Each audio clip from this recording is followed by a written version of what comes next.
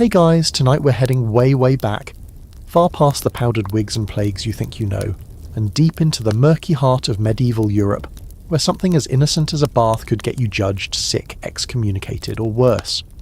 This is a world where soap is suspicious, water is dangerous, and the mere idea of scrubbing your armpits could be a fast track to hell or social exile. Yep, we're going all in on one of the grossest and weirdest chapters in human history. Why medieval people were absolutely terrified of bathing. Before we get too deep into the muck though, let's be real with each other. You probably won't survive this. Not if you're imagining lush candlelit spa nights or ancient aromatherapy bubbles. This story stinks, literally.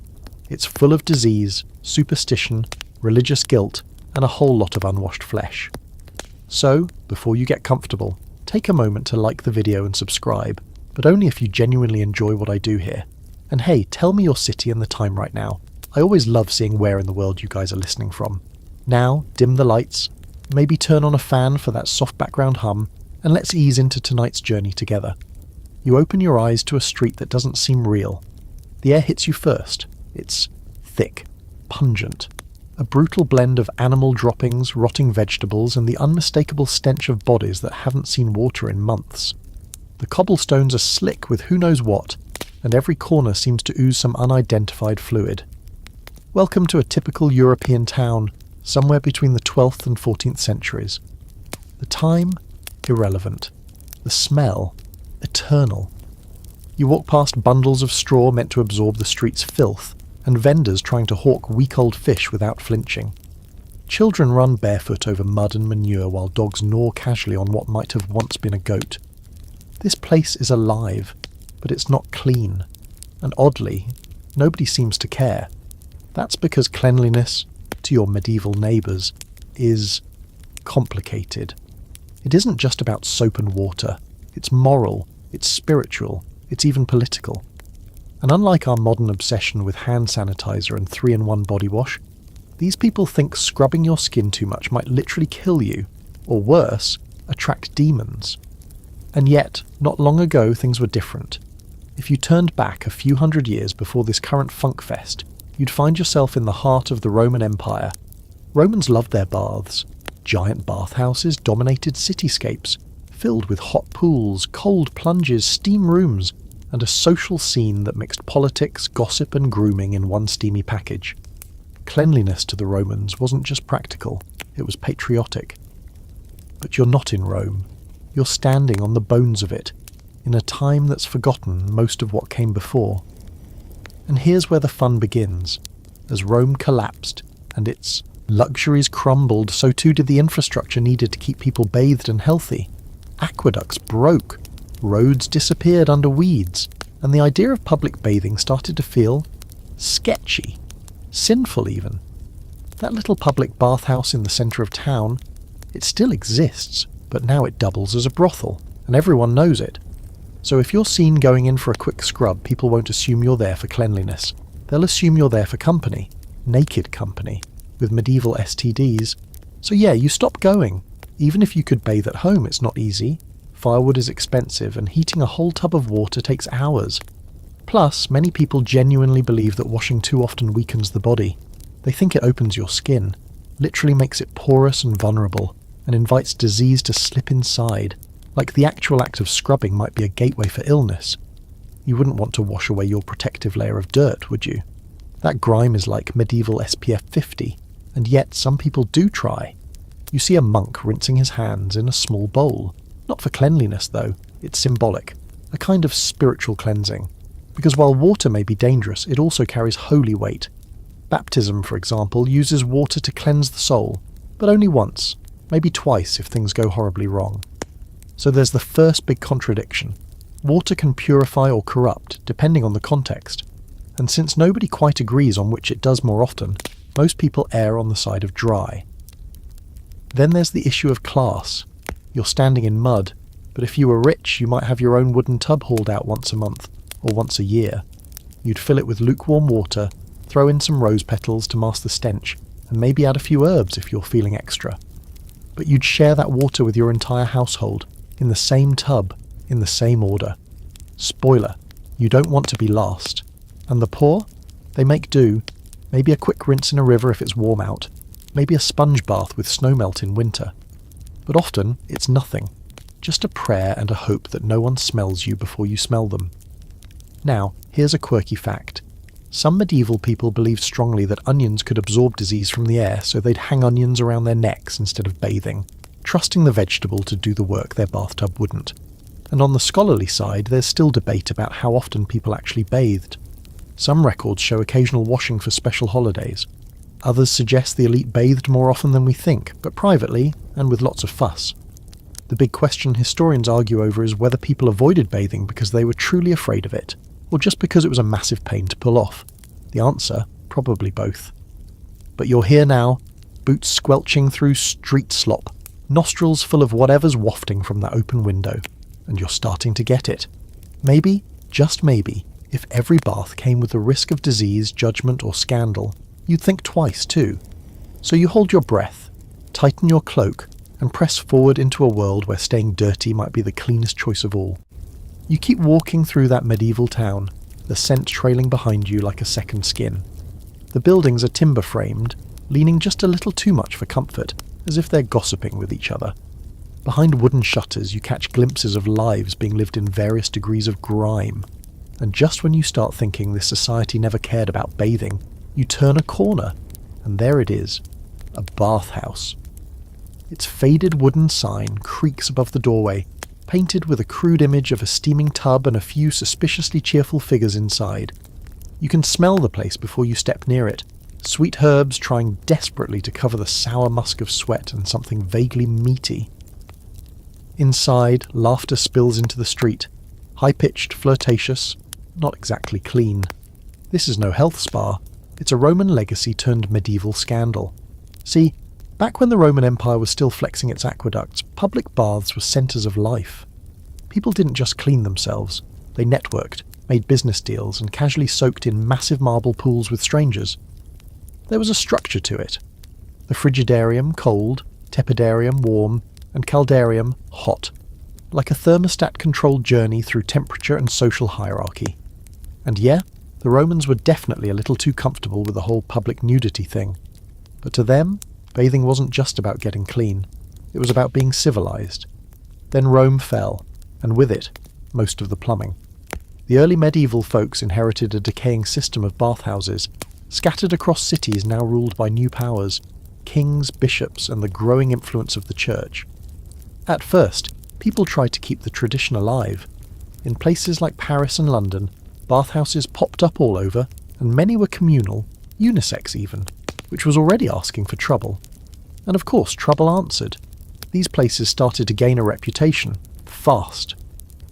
When you mix hot water, dim lighting, and a bunch of strangers in various stages of undress, things tend to get spicy. The bathhouse wasn't just a place to scrub, it became a social zone, a central playground, and often a not-so-secret brothel.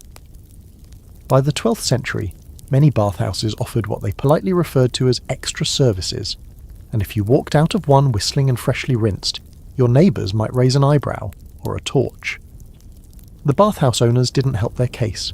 Some started branding their businesses with names like the Swan or the Rose, but locals quickly learned those were code for come get washed and propositioned. You didn't have to look far to find a priest or a poet denouncing these places as dens of sin, where the only thing getting clean was your conscience, and even that was questionable.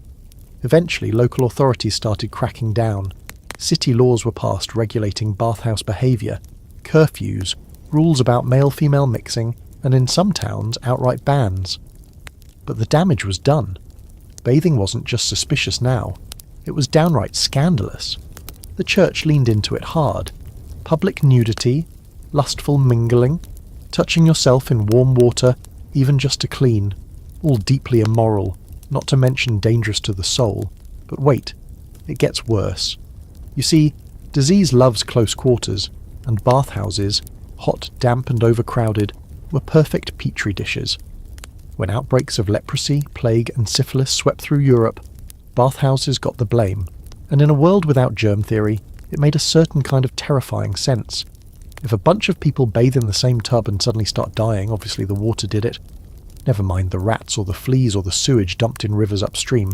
And so, bathhouses, those proud Roman leftovers, became ghost traps, empty buildings, boarded up doors, places people whispered about but rarely entered. By the late medieval period, a bathhouse wasn't a place you went to get clean, it was where you went to catch death or disgrace. Of course, not everyone agreed on what was proper. Across Europe, attitudes about bathing varied wildly.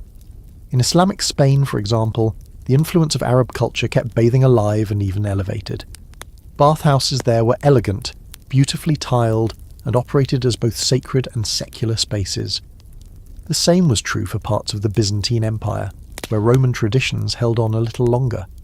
But in much of northern and western Europe, the water turned cold, figuratively and literally.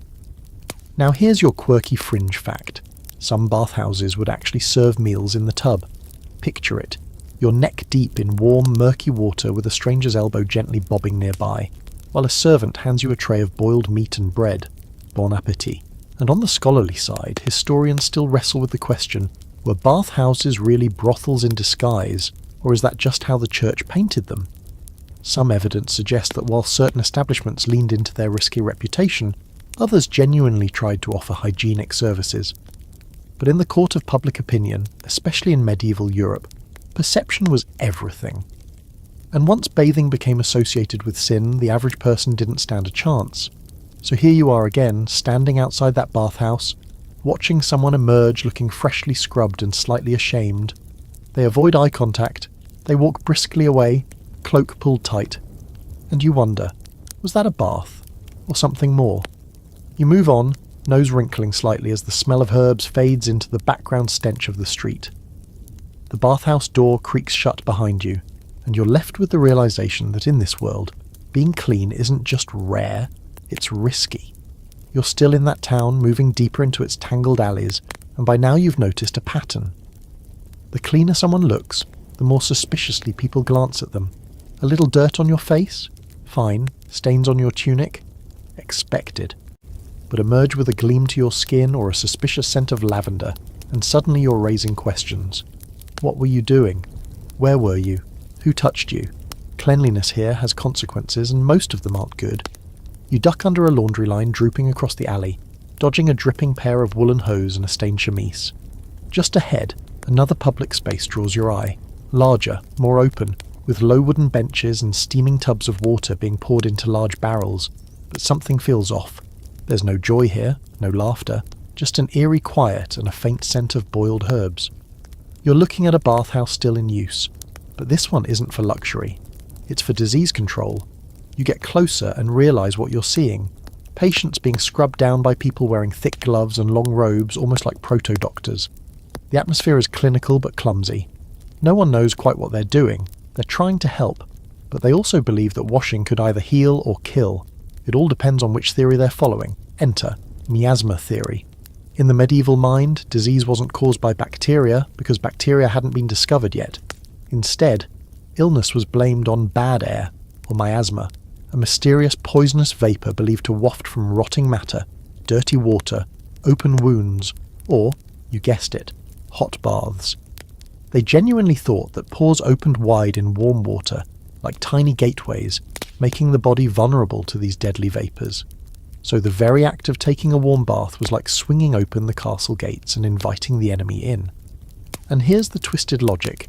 If the world is full of miasma, and bathing opens your pores, then logically, staying dirty was a form of protection. Your layer of grime? That's armour. A crusty little defence system keeping the death fog out. And people took this seriously.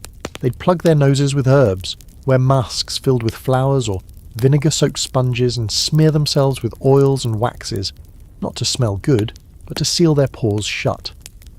Some folks even went so far as to avoid heat entirely.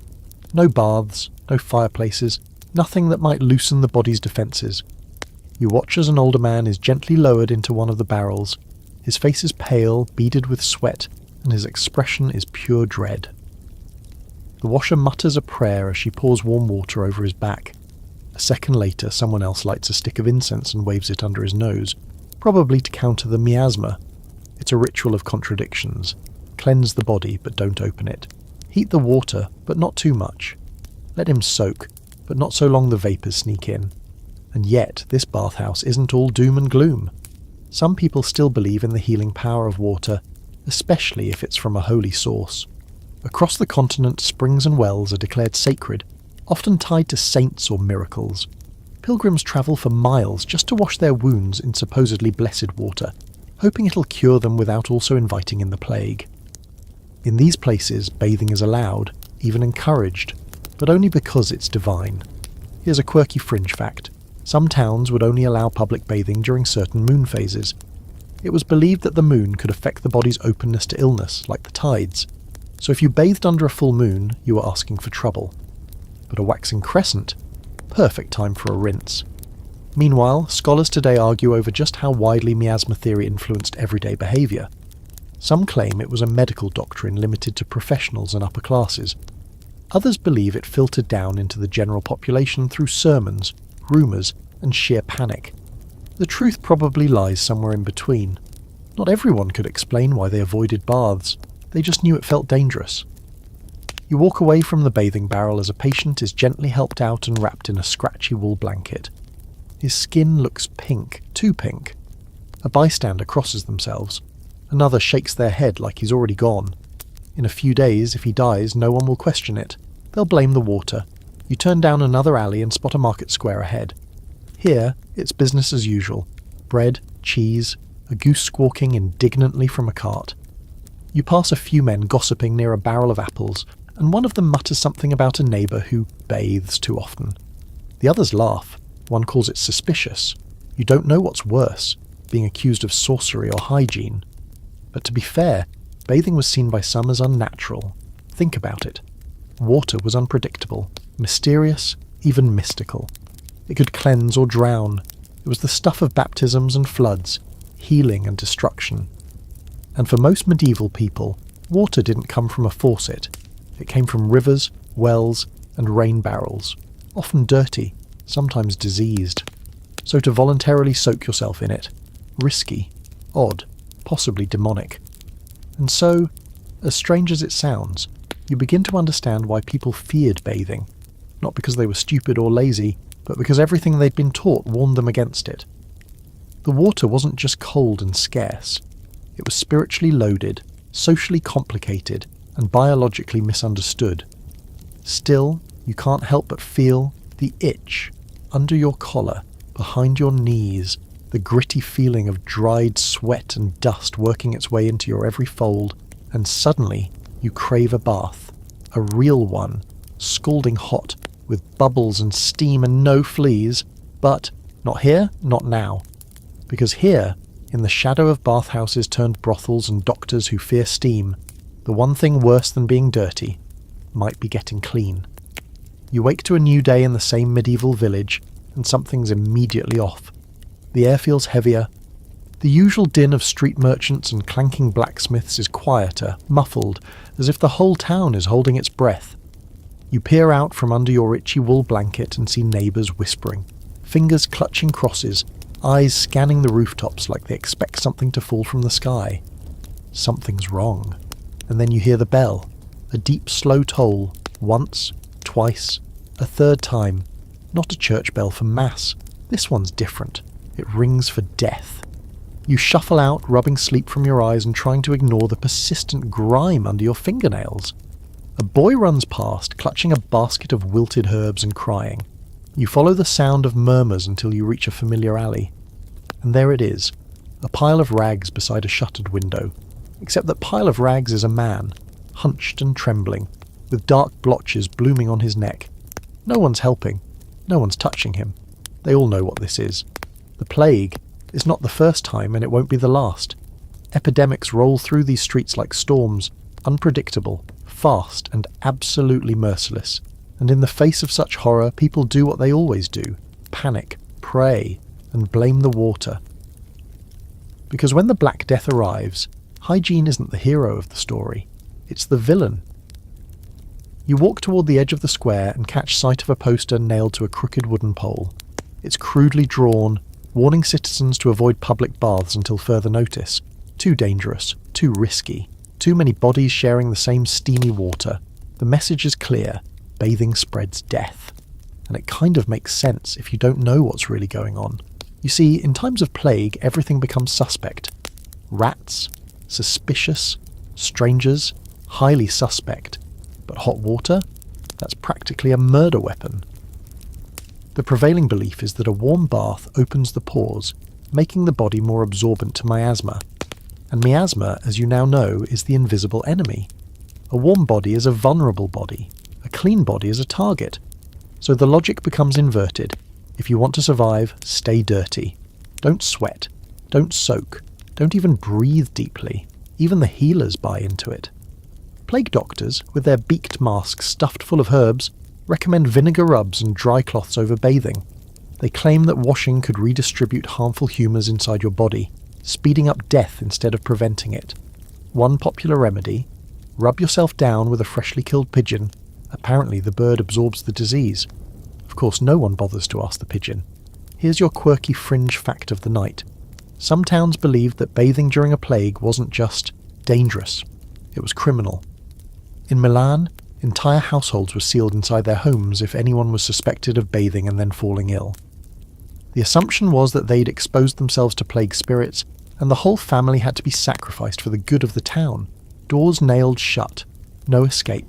It's a level of paranoia that seems unimaginable, until you're standing in the middle of it. You turn and watch as a woman pours a bucket of water onto her steps, trying to clean away whatever filth was left behind by the sick man earlier. People scream. They actually scream. Not because she's rude, but because she's using water, in public. During plague season, it's enough to get her fined, maybe even jailed. Scholars still debate just how deeply the plague influenced the fear of bathing. Some argue that the church, already suspicious of public baths, used the epidemics as fuel to further suppress them. Others believe people genuinely feared water's role in disease spread, based on patterns they saw but couldn't explain. Either way, after each outbreak, bathhouses fell deeper into disuse, and personal hygiene practices slipped further into myth and mystery. You wander out to the town's edge, where the river glimmers under the fading sun. It looks peaceful, clean even. But no one's bathing in it. Not today, maybe not ever again. You crouch beside it, dip your fingers in, and feel the cool rush of fresh water. It feels good, comforting. But also, in the eyes of your medieval neighbours, dangerous. This river might look pure but upstream. It's probably full of waste, rotting animals, and the occasional unfortunate corpse. The irony is thick enough to taste. The very thing that could help stop the plague, basic hygiene, is now avoided like the plague itself. And that brings us to the weirdest part. Not everyone gets the memo. You see, in some corners of Europe, especially in isolated monasteries or elite circles with access to better water and more controlled environments, bathing never entirely vanishes. Certain nobles still enjoy their rosewater rinses, some monks take ritual cleansing seriously, and a few physicians quietly advocate for occasional washing, so long as it's cold, quick, and supervised. But for the average villager, no such luxury. You live in a world where every cough is a threat, every bath is a gamble, and staying filthy might just be your best defense. You itch constantly. Your clothes grow stiff with sweat. Your hair is greasy enough to start its own economy. And yet, you cling to your crusty layer of protection like it's a second soul. You head back into town, the streets now darker and quieter than usual. A cart rolls past, carrying another body toward the mass graves. A woman clutches her child close, covering his face with a scarf soaked in vinegar. Everyone is scared, everyone smells, and no one is bathing. Because in this medieval moment, staying dirty isn't lazy, it's survival. By now, the itch is constant. Your tunic clings to your back with the sticky insistence of old sweat, and you've honestly stopped trying to remember the last time you changed it. A stiff breeze would probably snap it in half. The grime under your nails has taken on a personality of its own, and there's a faint musky odour that follows you like a loyal dog, equal parts body, boots, and dread. But you're not alone. Everyone around you stinks too.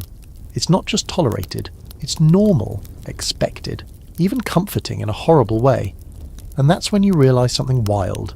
The medieval fear of bathing isn't just about death or sin or scandal. It's also science. Or, well, bad science. It's medical theory. mixed with a hefty dose of magical thinking passed off as professional advice. You wander toward a wooden stall at the edge of the marketplace. There's a man there with a collection of coloured vials, dried plants, and what looks like a very sad badger's foot hanging from a string. He's a physician, or as close as this century gets to one. His robes are heavy and stained, his beard long and patchy, and he smells exactly like you'd expect someone covered in mustard poultices to smell. He's preaching to a small group of townsfolk about humours. Ah yes, the 4 humours. Medieval medicine's greatest hits: blood, phlegm, black bile, and yellow bile. According to this theory, your health depends on the balance of these 4 internal fluids. Got a fever? Too much blood. Better leach some out. Feeling moody? That's excess black bile, obviously. The whole system is based on vibes and guesswork, and somehow it governs everything from your diet to your personality to your hygiene habits. Bathing in this context becomes a chemical risk. Hot water? That'll excite your humours, especially blood, and send them racing to your skin. Cold water? That could trap your phlegm and give you the shivers. Either way, you're not supposed to mess with your humours too often, and you definitely shouldn't do it with steam and soap. So instead of bathing, the doctor recommends what he calls dry washing. That involves rubbing your skin with linen cloths, applying a thin layer of rose oil or animal fat, and sometimes dusting your armpits with ground herbs or chalk. There's even a medical theory floating around that dirt itself acts like a natural barrier, protecting your organs from external shocks. The crustier you are, the safer you are. That thin shell of grime is like nature's band-aid. Here's a fringe little nugget for you. Some medical texts from the 13th century suggested that if you must bathe, you should pre-game the experience by drinking a cup of wine, tightly wrapping your midsection in cloth, and immediately dousing yourself with vinegar after the soak to seal your pores. No one quite agrees on how this helps, but they swear it works. And here's where the open scholarly debate comes in. Some historians argue that these medieval fears about bathing were rooted more in convenience and poverty than genuine science. After all, heating enough water for a full bath was hard, fuel was expensive, and clean tubs were rare. But others point out that the medical literature of the time was obsessed with bathing rituals. Entire treatises were written about the correct way to bathe depending on your age, gender, horoscope, and even your emotional state. So were people afraid of bathing because it was dangerous, or because it was overcomplicated into madness? Hard to say. Back at the stall, the doctor finishes his lecture with a flourish, rubbing onion juice on his wrist and mumbling something about stagnant ether. He waves off a concerned-looking peasant asking if her cough might be cured with a steam bath. Only if you want your lungs to fall out, he warns. You move along, weaving through the stalls, nose wrinkling as you pass a cart selling what appear to be cheese wheels, but might also be hardened animal fat. A butcher sharpens his cleaver on a stone, and a passing nun sprinkles holy water on a beggar, who then wipes it off, probably terrified of whatever sacred diseases it might carry. As the sun climbs overhead, the street grows louder, but not brighter. You hear the sounds of a lute being strummed off-key, a pig squealing in protest somewhere down the lane, and above it all, the unmistakable hiss of paranoia. People speak in low tones about who bathed last and how often. The wealthier folk, with their silks and scented oils, are viewed with suspicion. Cleanliness becomes a social risk. If you're too clean, you must be hiding something. You overhear a baker telling his assistant to avoid the fresh-faced scribe who just moved into town. He bathes, the man whispers, like it's a crime. You can smell the rosemary. The assistant nods gravely and spits. To your medieval peers, you start to understand smell equals health. A strong, musky, unwashed scent means you're real, grounded, and possibly protected by your own filth. A person who smells like roses or soap. Untrustworthy. Probably cursed. Maybe even French. You stop at a fountain, dry of course, and glance down at your reflection in the cloudy surface. You look dusty, a little wild-eyed.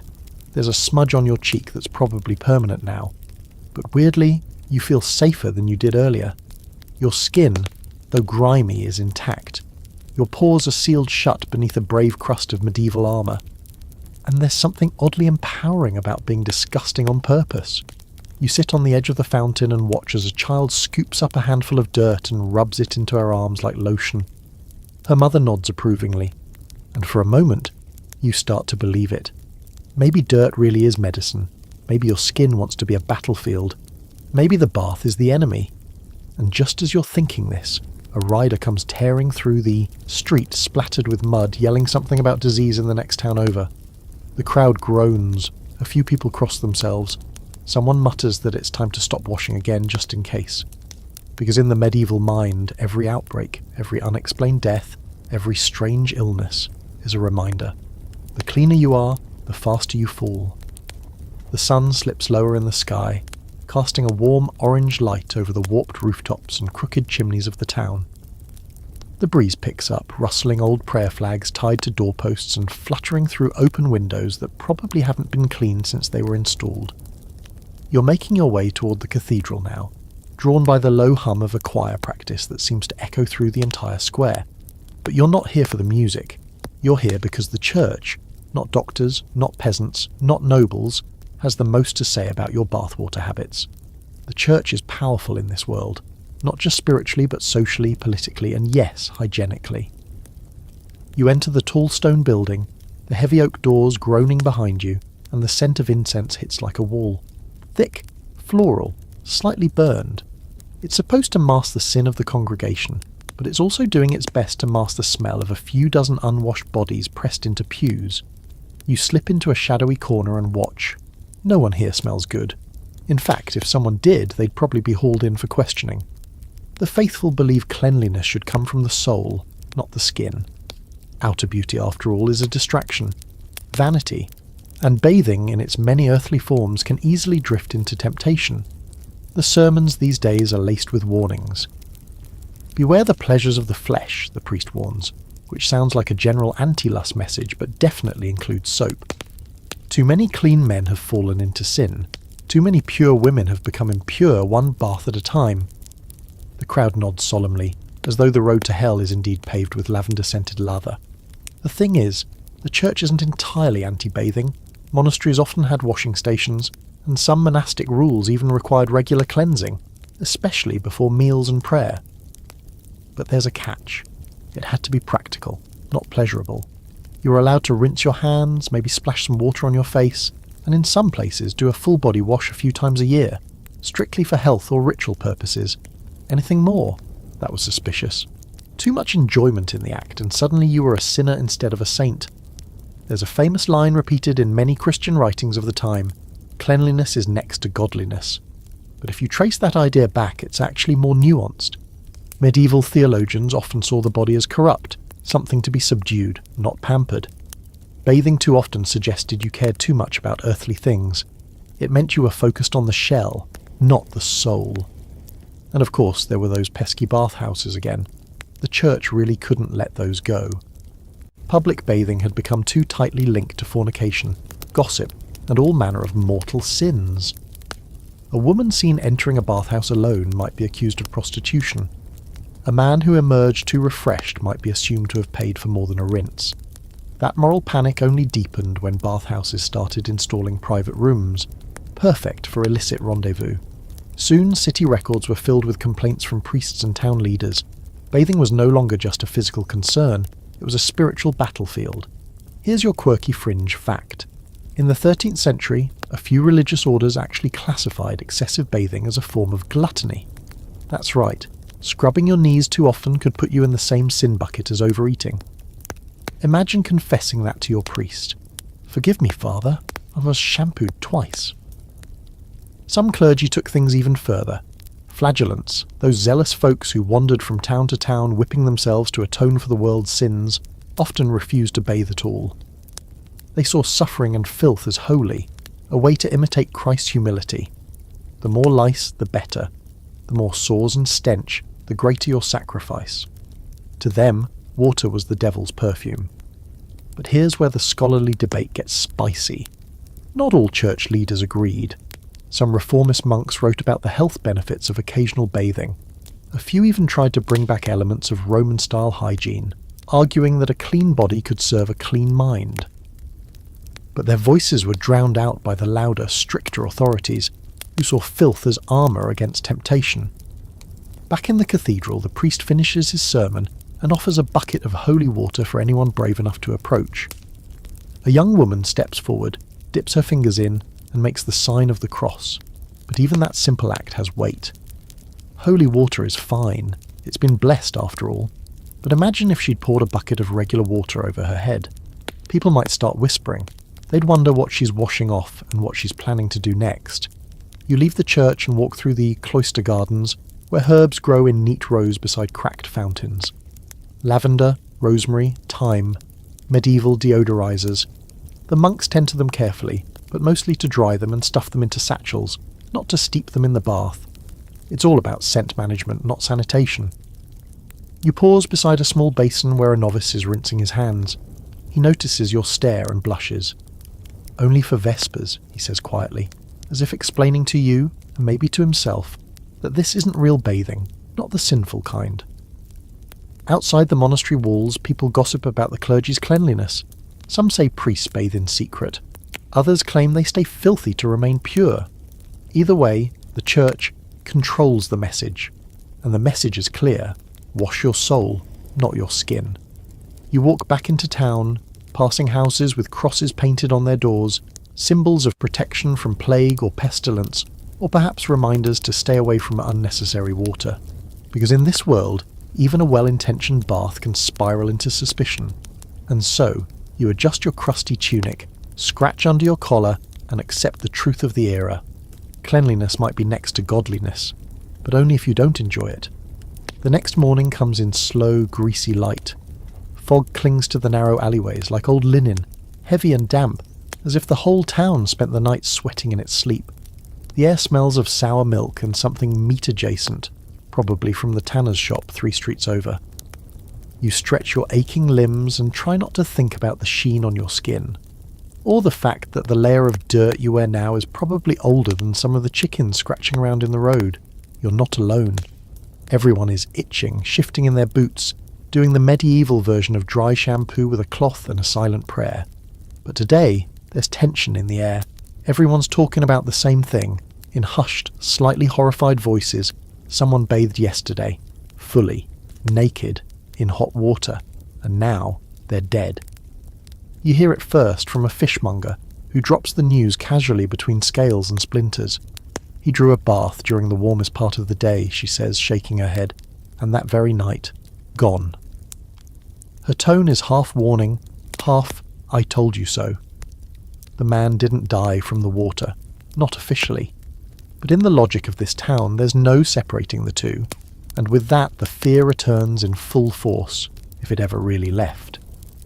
You wander toward the neighbourhood where the man lived. It's not far. Most people stay within a few miles their entire lives.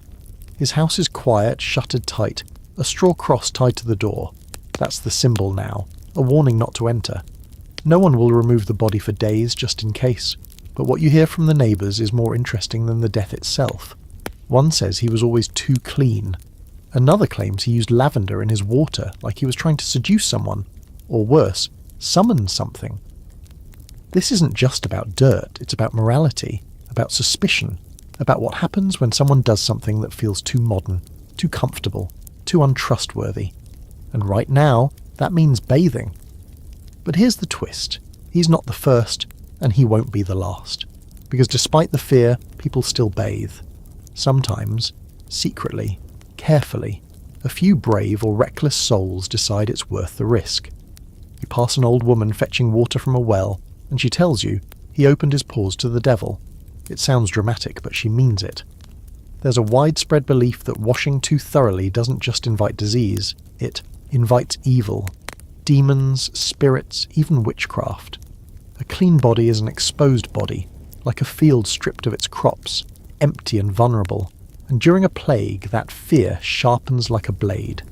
People start washing less, not just because they're lazy or because they lack water, but because they're actively avoiding it. The more the disease spreads, the less inclined anyone is to risk a soak.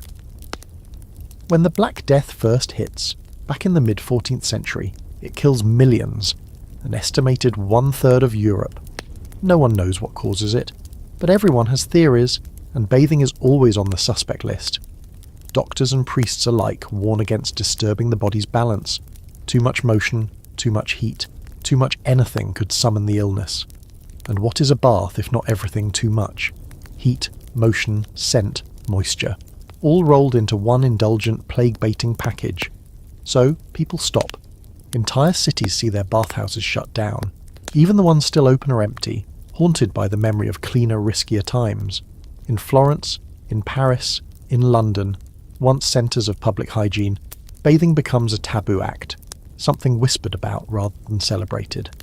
Here's a quirky little detail for you. In some towns, plague doctors recommended a bizarre alternative to bathing called smoke cleansing. You'd sit in a closed room, burn sulphur or rosemary, and just marinate in the fumes, hoping it would harden your skin and drive out the disease. Unsurprisingly, it didn't work, but at least it didn't involve dangerous water. And here's the scholarly puzzle. Did people truly fear bathing because they thought it spread disease? Or was it because the church and local authorities used it as a scapegoat? An easy, visible action to blame for something no one understood? Some historians argue that public health orders banning bathing were more about social control than science. After all, it's easier to punish someone for drawing a bath than for catching invisible germs you don't know exist. You pass the shuttered bathhouse again. Its door has been nailed shut, a sign scrawled on the front warning of unclean spirits. You half expect to see a ghost float out from beneath the boards, trailing soap bubbles. But no, it's just a rat. Probably cleaner than most people here. As the day wears on, more rumours pop up. Another person sick, another who reportedly bathed the week before. People start pointing fingers, not at rats or corpses or filth, but at the clean. That scribe who always smells faintly of mint. He's probably cursed. The baker who splashes her face every morning before opening shop. Reckless.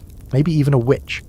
Because now, in this twisted logic, the disease doesn't spread despite cleanliness.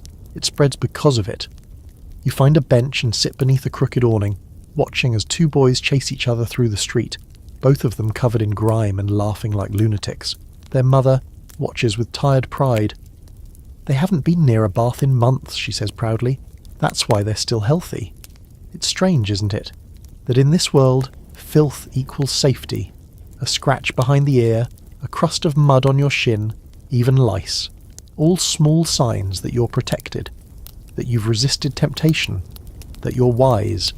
As night falls again, and the torches are lit along the main road, you feel the fear thick in the air. People cough into their sleeves and mutter prayers under their breath. Doors are barred, markets close early, no one bathes.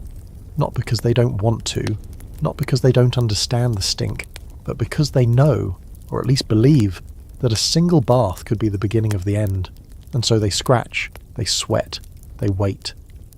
You wake stiff and itchy, curled beneath a makeshift wool blanket that smells like boiled turnips and feet, which, given the material and the century, is probably generous. Your back aches, your head itches, and your skin has developed that unmistakable medieval glaze, a greasy sheen of dried sweat, dust, and whatever the wind happened to carry your way in the last few days. And as you sit up, stretching your limbs beneath the early grey light of dawn, you realise something strange. No one around you seems to mind. In fact, most people wear their stink like a badge of honour, or at least like an inevitability they've chosen to embrace. But this morning, you're not in town. You're walking a dirt path into the countryside, headed toward a small manor that sits awkwardly on the edge of a forest. It's the estate of a minor noble, a knight who's gained a bit of land and not much else, and you've heard rumours that he bathes. Not once a year, not for weddings or holy days. No, he does it often, some say weekly.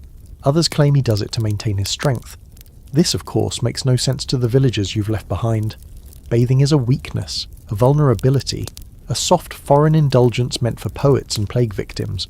But for the nobility, things work a little differently. You arrive at the estate just as the sun lifts over the treetops. The manor house is modest by noble standards, more wood than stone, with a yard full of chickens and a few horses that look like they're more attitude than muscle. But the knight, Sir Bertram, is a curious man. A man who believes, according to local gossip, that bathing gives him power. Not spiritual purity, not moral superiority, actual physical strength. You're ushered through the gate by a sleepy-eyed servant and taken to the rear of the manor, where steam is curling from a large wooden barrel set over a fire pit. Sir Bertram stands beside it shirtless, muscles flexing as he pours another bucket of hot water in. He nods at you like this is all very normal. like he's not committing a social sin right there in front of God and chickens. "I bathe after every ride," he says, as if that explains everything. Keeps the sinew loose, keeps the humours balanced. And sure, his body looks well fed and functional, but to your medieval instincts he also looks exposed, vulnerable. A knight should be hard-edged, armoured, externally and internally. Yet here he is, steaming like a dumpling in his outdoor spa, confident that this ritual keeps him sharp. You watch as he lowers himself into the tub with a grunt, the water sloshing over the sides. He winces as the heat hits him, then sighs, an honest-to-goodness sigh of pleasure. That sound alone could earn you side-eyes in town. He tells you that other knights mock him. "They think it makes me soft," he says, running a wet cloth down his arm. "They don't understand. A clean body is like a sharpened blade." And there it is, the divide. While most of the population sees bathing as risky, suspicious, even sinful, there are always outliers. Nobles like Bertram who flirt with Roman ideas of bodily care, who can afford the wood to boil water, who have servants to clean the tub afterward and discreetly dispose of the evidence. For the rich, the rules are bendable, especially if you're eccentric, intimidating, or happen to own land and swords. Still, it's not a fully accepted practice. Bertram doesn't brag about it outside his walls. When he travels to court or attends a feast, he layers himself in scented oils and powder like the rest, pretending his cleanliness is a side effect of good breeding rather than regular rinsing. Because even among nobles, there's a line between fashionable hygiene and scandalous scrubbing. You sit nearby as he speaks, the warmth from the fire seeping into your cold toes, and for a moment you get it. This doesn't feel like decadence. It feels like survival, like maintenance. And it makes you wonder, how much of the fear around bathing is just fear of vulnerability, of stepping out of your metaphorical armour and letting the world touch you? Here's a strange little fringe fact. In some medieval combat manuals, it was believed that soaking your body in cold water after training could temper your skin, making it less prone to cuts. Some even suggested alternating hot and cold to mimic the hardening of steel. Bathing, in this context, wasn't weakness, it was alchemy. Of course, not everyone agreed. Some knights refused to bathe entirely, claiming it made their joints stiff or weakened their grip. One legendary fighter reportedly went 30 years without a full bath, claiming his natural oils protected him better than armour. He died of sepsis, naturally. Historians still argue over how many nobles actually bathed with any frequency. Some records show royal bath attendants and dedicated washrooms. Others suggest these were rare exceptions, more about public display than routine hygiene. What is certain, though, is that when nobles did bathe, it was treated as an event, a performance of wealth and power as much as practicality. Back in the yard, Bertram climbs out of the tub and dries himself with a linen cloth that probably cost more than most peasants make in a year. He looks refreshed, pink-cheeked, steaming slightly in the morning air. "You should try it," he says, tossing the towel to a waiting servant. "But not too often. Wouldn't want to draw attention." You nod, already feeling the weight of the outside world creeping back in. The town, the stairs, the quiet condemnation that comes from seeming too comfortable in your own skin. You leave the estate with a strange mix of envy and unease. Part of you wants what Bertram has, a tub, some heat, a chance to scrape off the crust without fear. But another part knows that out there, among the merchants and midwives and manure, being clean is still seen as something suspicious, pretentious, possibly lethal. And so, like most people in this world, you tuck the fantasy away. You layer your cloak tighter, let the sweat build up under your arms, and decide to live another day in the safety of stink. Because even among the elite, bathing is a secret best kept soaked in shadows. You're back in town now, and it's market day, which means the square is packed elbow to armpit with people who haven't bathed since their last near-death experience. The air is a thick soup of damp wool, animal grease, and a suspiciously fishy tang that's definitely not coming from the bread stall. A bard is trying to play a lute near the fountain, but he's losing the battle against the smell. You pass a trio of women loudly discussing the latest miracle cloth that's supposed to draw toxins out of the body just by being worn. Spoiler, it's just another layer of linen, but hey, if you slap a few rosemary leaves in the seams, it suddenly counts as hygiene. But look closer and you'll start to notice something strange. Despite the widespread fear of actual bathing, people are obsessed with appearing clean. And that's where medieval fashion steps in, not as protection against the elements, but as camouflage against your own filth. Take for example the noblewoman gliding through the crowd like she's floating.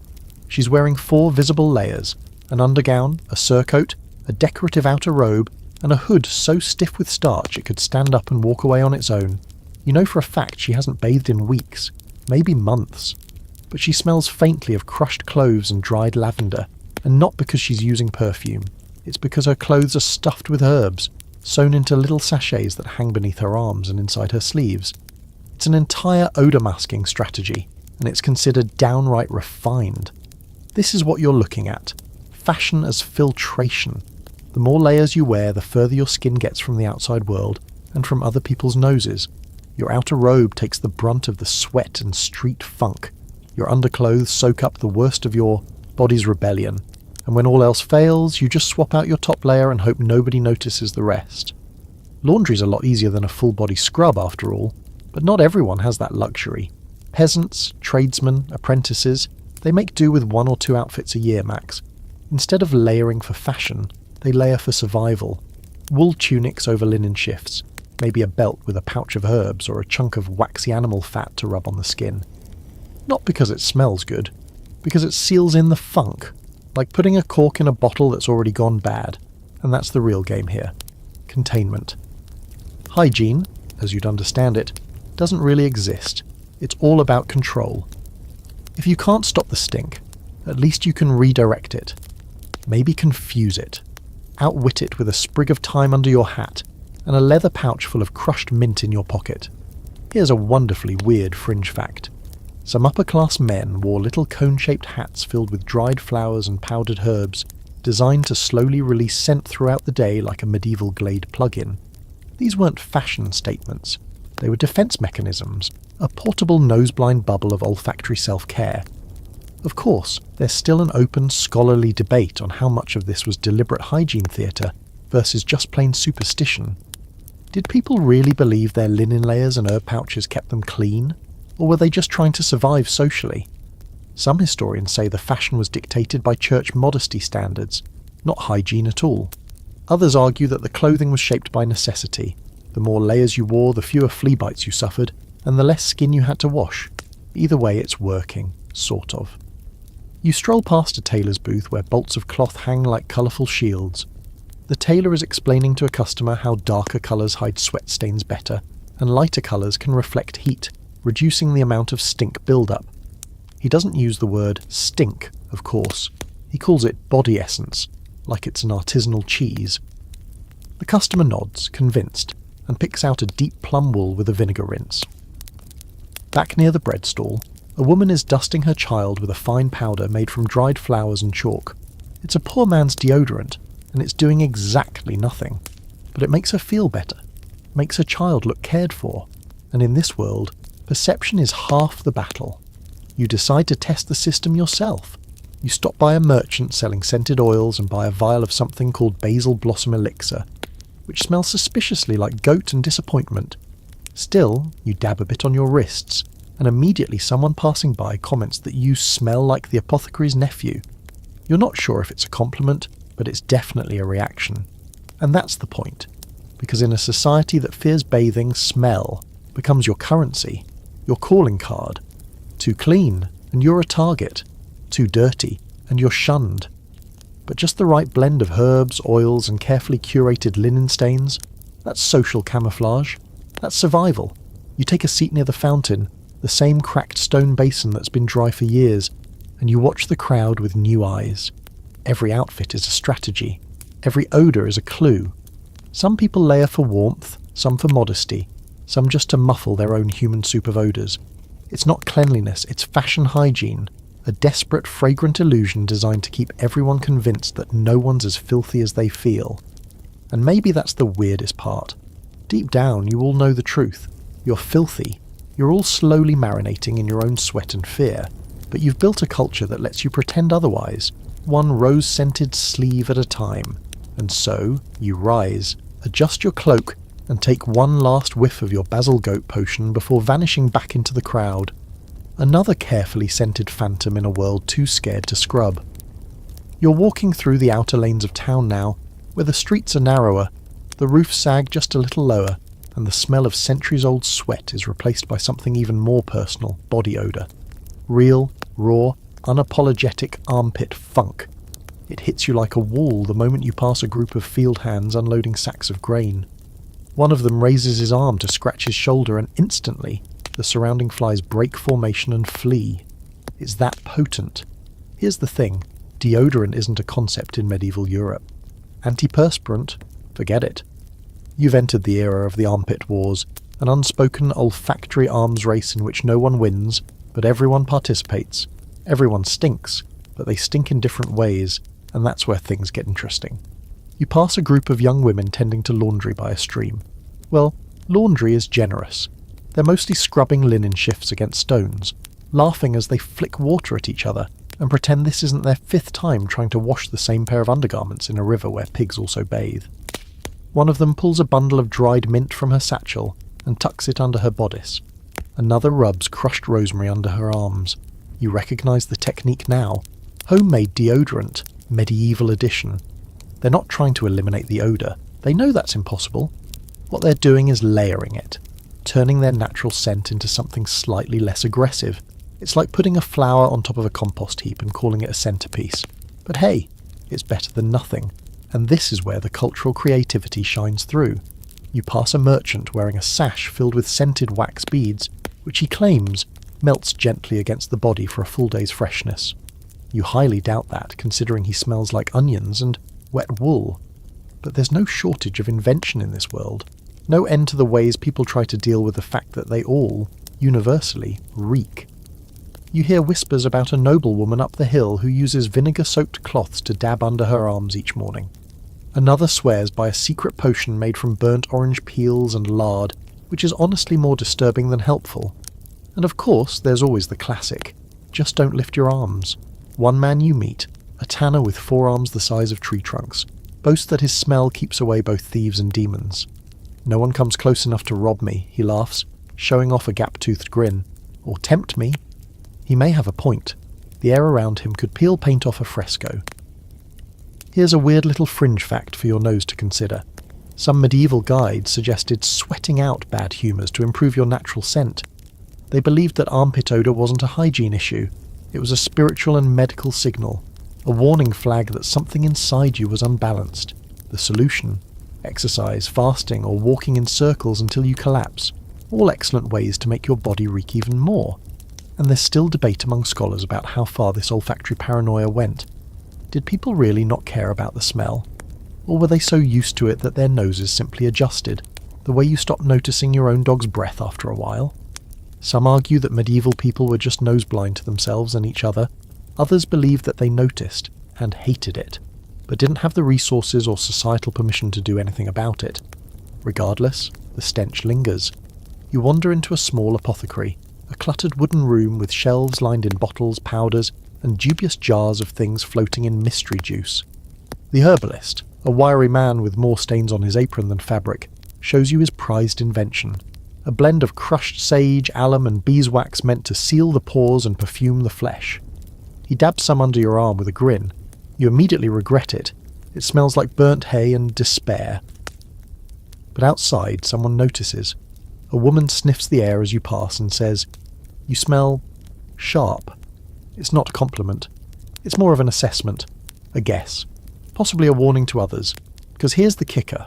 In medieval Europe, your body odour is your brand. It says who you are. A peasant smells like dirt and labour, a monk like dust and incense, a noble like roses, cloves, or maybe just mouldy velvet. And if your smell doesn't match your station, people notice, people talk. There's even a hierarchy to the funk. Good body odour is earthy, honest, strong. Bad odour is sour, floral, or suspiciously clean. If you smell like something that doesn't belong on a farm, a battlefield, or a kitchen, people start asking questions. Are you sick? Are you hiding something? Are you French? And yes, national. Stink stereotypes are real. The English mock the French for bathing too much. The French mock the English for smelling like damp moss. Everyone mocks the Italians for wearing perfume and acting like that counts.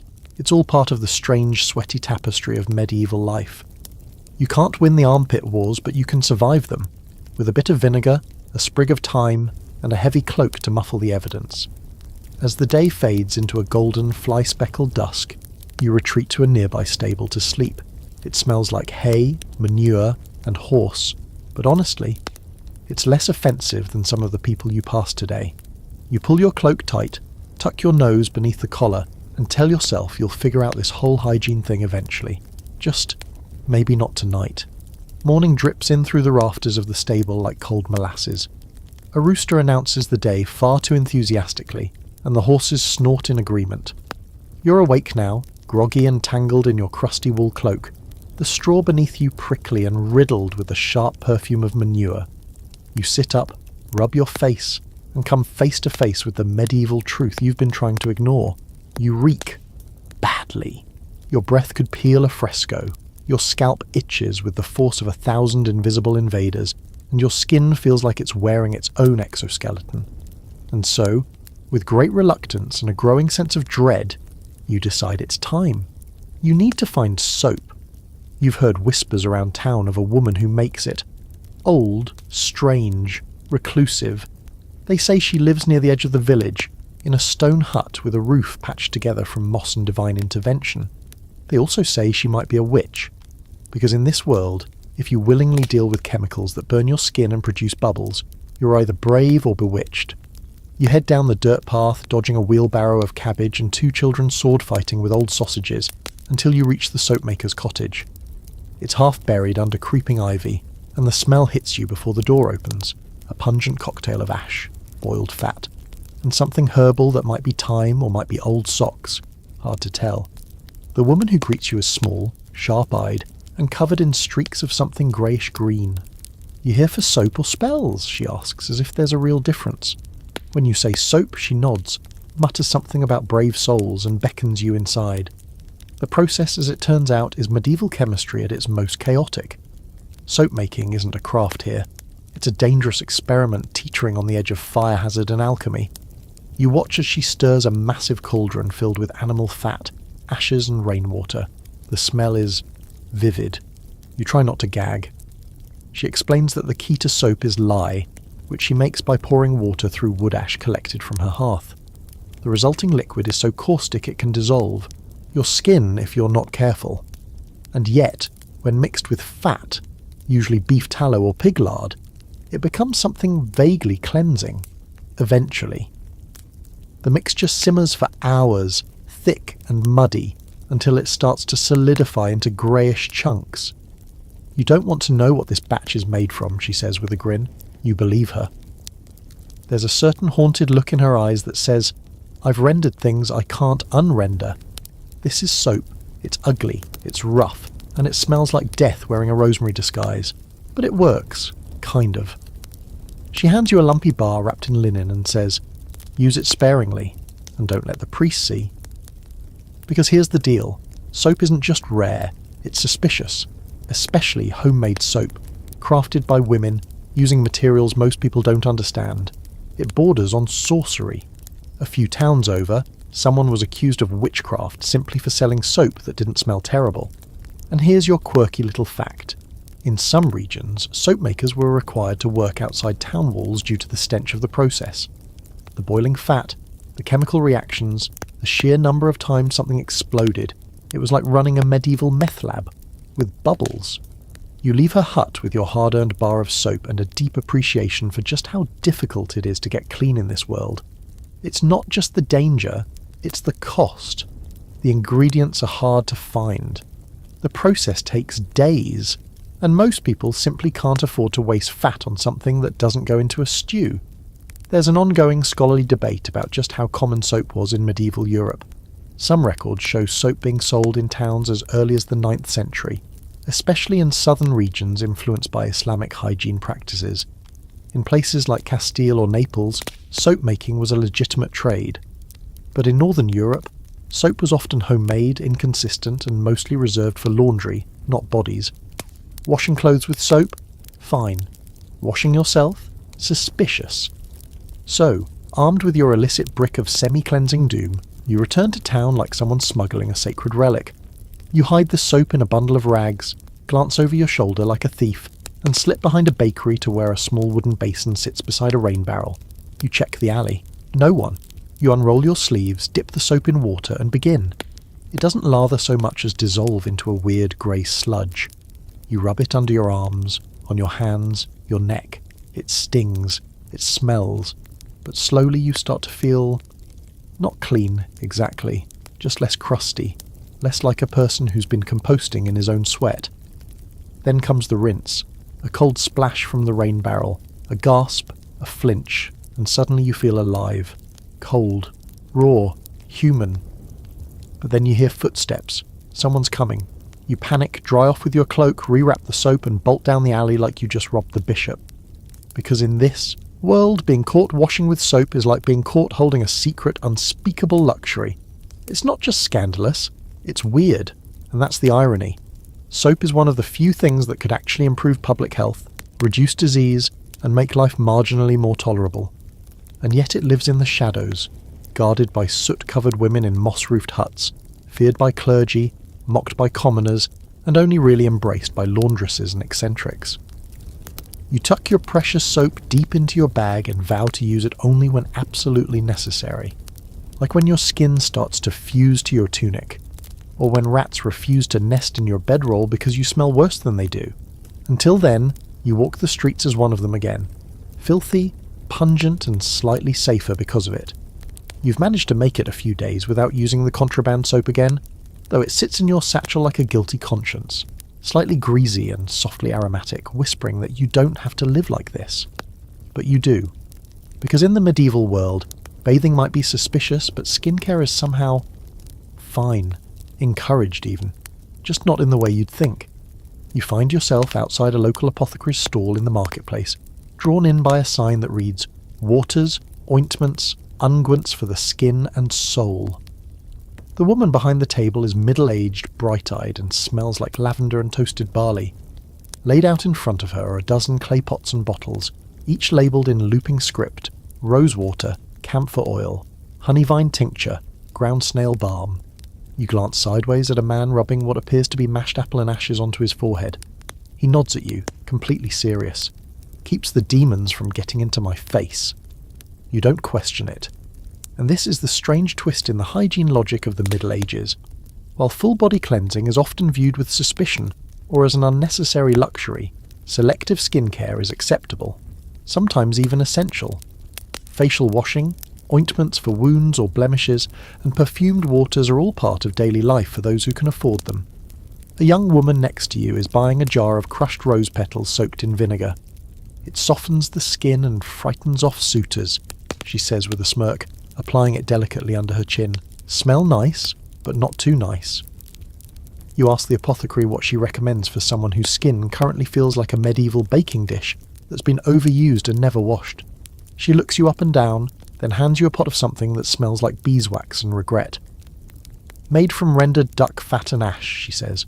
"Good for burns, or for being born unfortunate." You thank her and take it, even though you're pretty sure this balm could also patch a roof. You find a quiet corner near the edge of the square and start applying the mixture. It spreads thick and sticky, but not entirely unpleasant. Within minutes, your skin starts to feel slightly less like a shedding tree. This, you realise, is how people survive without baths. They don't clean the skin, they manage it. They maintain it like a piece of aging leather, and it's not just about comfort. There's a deeper belief here, that the condition of your skin reflects the condition of your soul. Smooth, clear skin means inner purity, divine favour. Rashes, boils, that's God punishing you for something. No wonder people are always trying to soothe their blemishes with holy water or smear mashed basil on their warts while reciting psalms. Here's your quirky historical fact. Some medieval skin treatments involved mercury. Yes, actual mercury, the kind that melts your brain. Apothecaries believed it could cure skin disease, whiten the complexion, and drive out bad humours. Technically, they weren't wrong. It did drive out something, usually the user's sanity. You also learn that animal byproducts are skincare staples.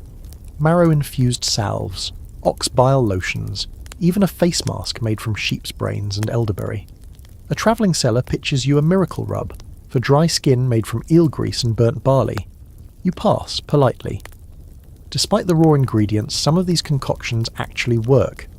Honey, for instance, is used to soothe wounds and soften skin. Oatmeal acts as a gentle exfoliant. Even certain clays were known to pull out impurities, though they also pull out whatever dignity you had left. There's ongoing debate among historians about how widespread these skincare practices were. Some say only the rich could afford such luxuries. Others point to records of peasant women making their own rose water or herbal salves from kitchen scraps and field weeds. The consensus? It was everywhere, but uneven. For every noblewoman with a perfume chest, there was a farmer's wife rubbing garlic on her cheeks, because someone's grandmother swore it would tighten the skin.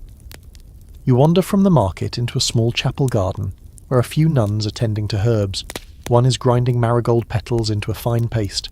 She tells you it's for a young boy with a rash on his neck. Too much heat, too much sin, she says, not unkindly. Then she offers you a bowl of warm water infused with lavender and mint. For your hands. You hesitate. There's always the risk of being seen enjoying a wash, but the water smells good. It's warm. You dip your fingers in and sigh. This, you realise, is the loophole. Washing isn't entirely forbidden, it just has to be subtle, targeted, spiritual. You can't scrub your whole self in broad daylight, but you can cleanse your forehead with holy water. You can rinse your hands before prayer.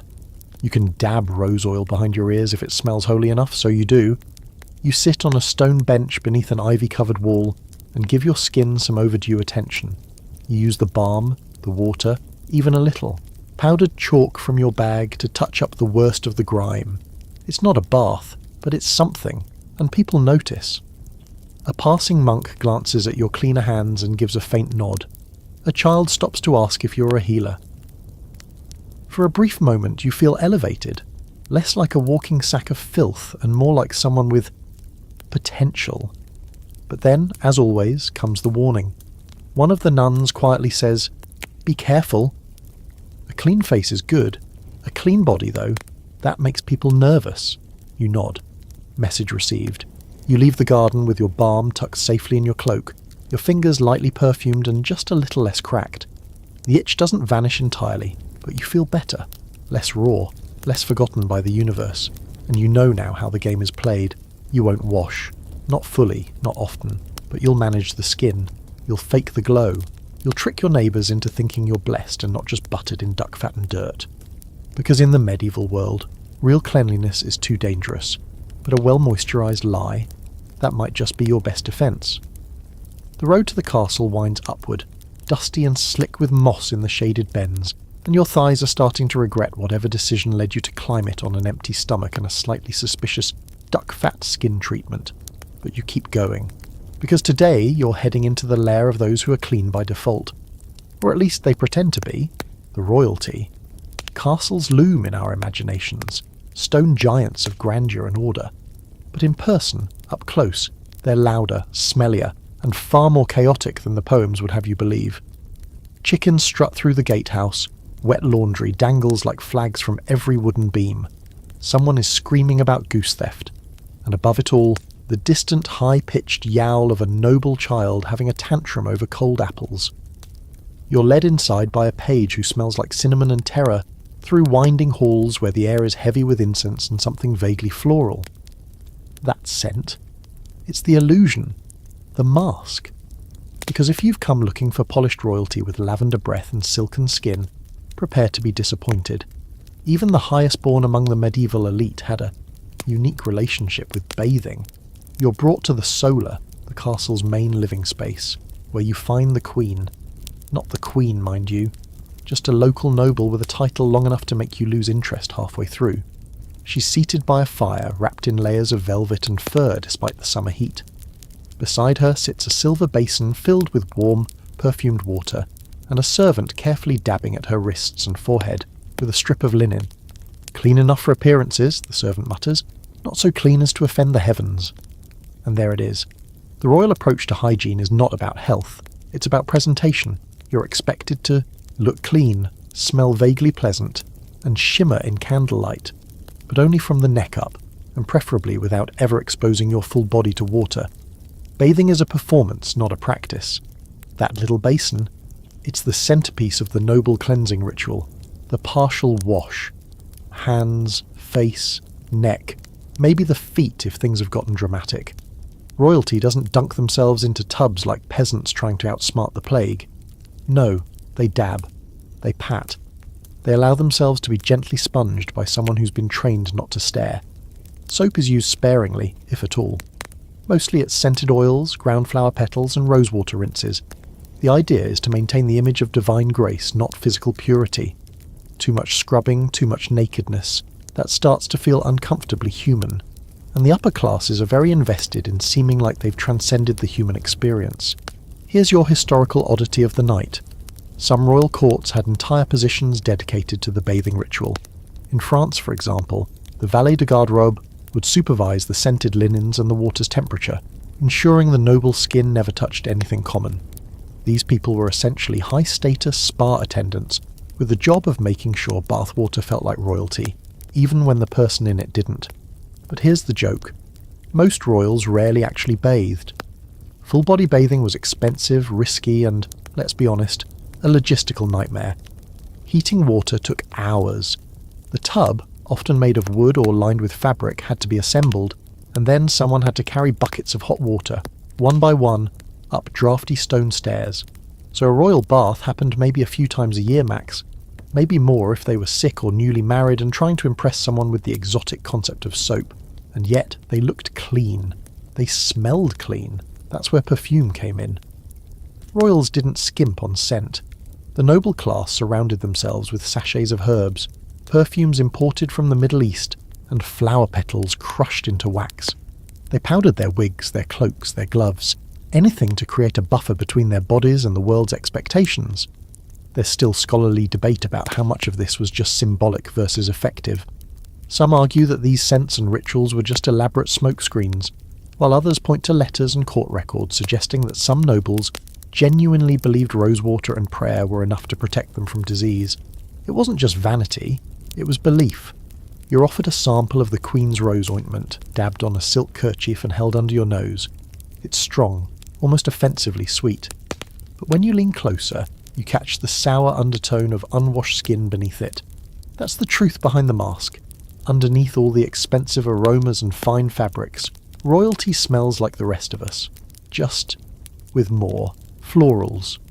The Queen, ever gracious, asks if you'd like to see the bath. Not her bath, no one sees that. But the bathing room, a semi-permanent fixture tucked near the kitchens where water is plentiful and heat is easiest to trap.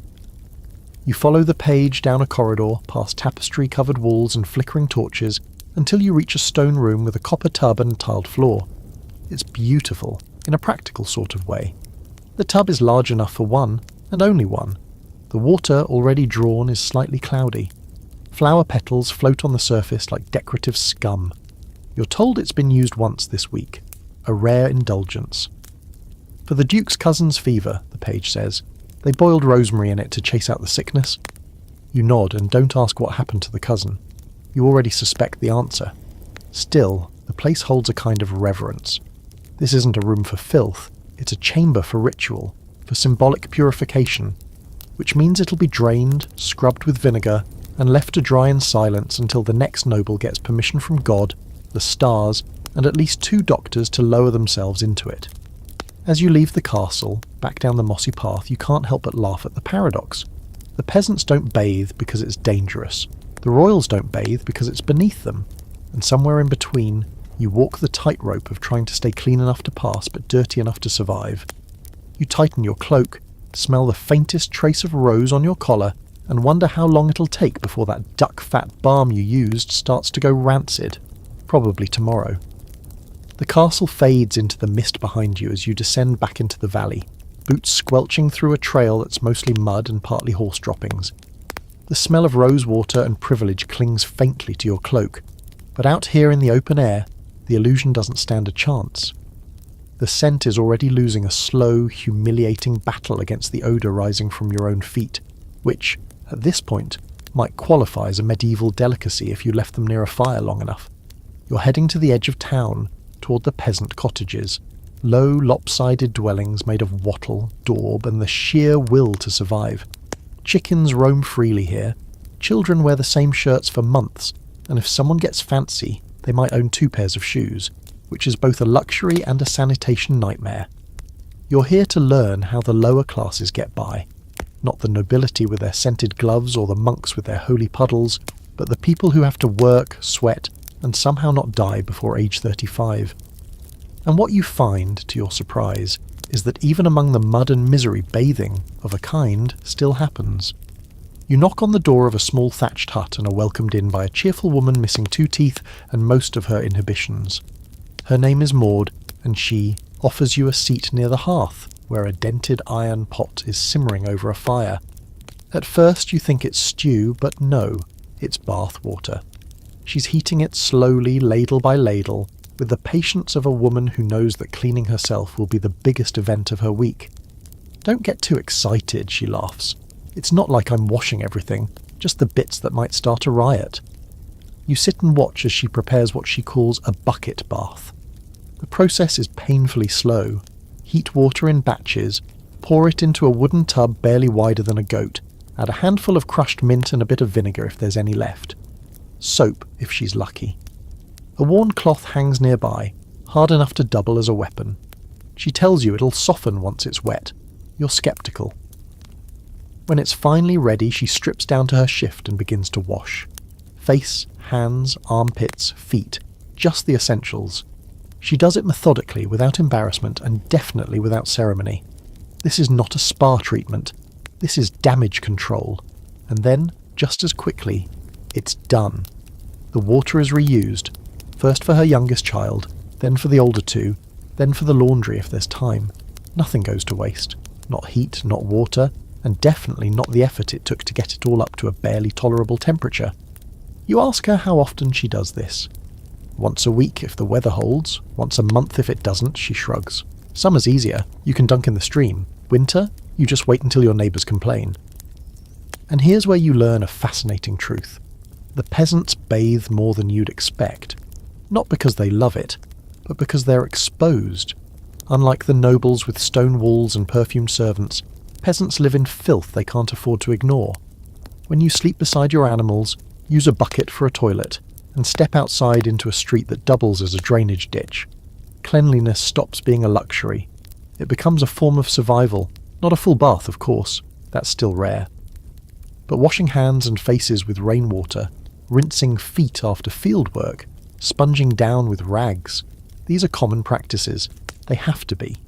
Because when you're one infected blister away from losing a limb, you learn to wipe the mud off at least occasionally. Here's your quirky fact.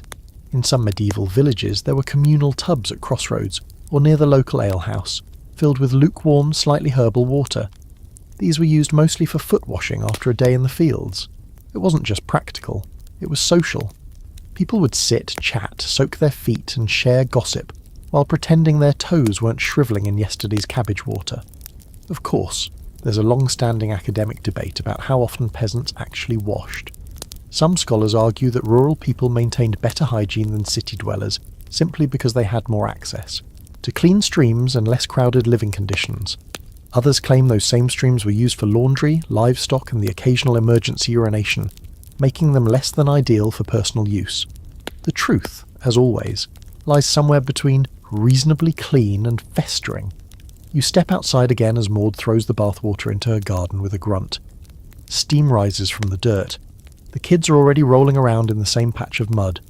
The cycle continues. Further down the road you pass another cottage where a young man is rubbing his scalp with sand and then brushing it out with a twig. Dry shampoo, medieval style. It works about as well as you'd expect. Still, his hair looks better than yours. A little further you come across a teenage girl brushing her teeth, or trying to, with a frayed stick dipped in charcoal powder. Her gums are bleeding slightly, but she smiles at you anyway. Keeps the rot away, she says, spitting a blackish glob into the weeds. You don't doubt it. All around you, people are adapting. Not bathing by modern standards, but doing enough to keep their skin intact and their neighbours at bay. They make do with what they have. Rainwater, ashes, animal fats, herbs, vinegar, and the occasional bar of soap passed down like an heirloom. You leave the peasant quarter that evening with a strange sense of admiration.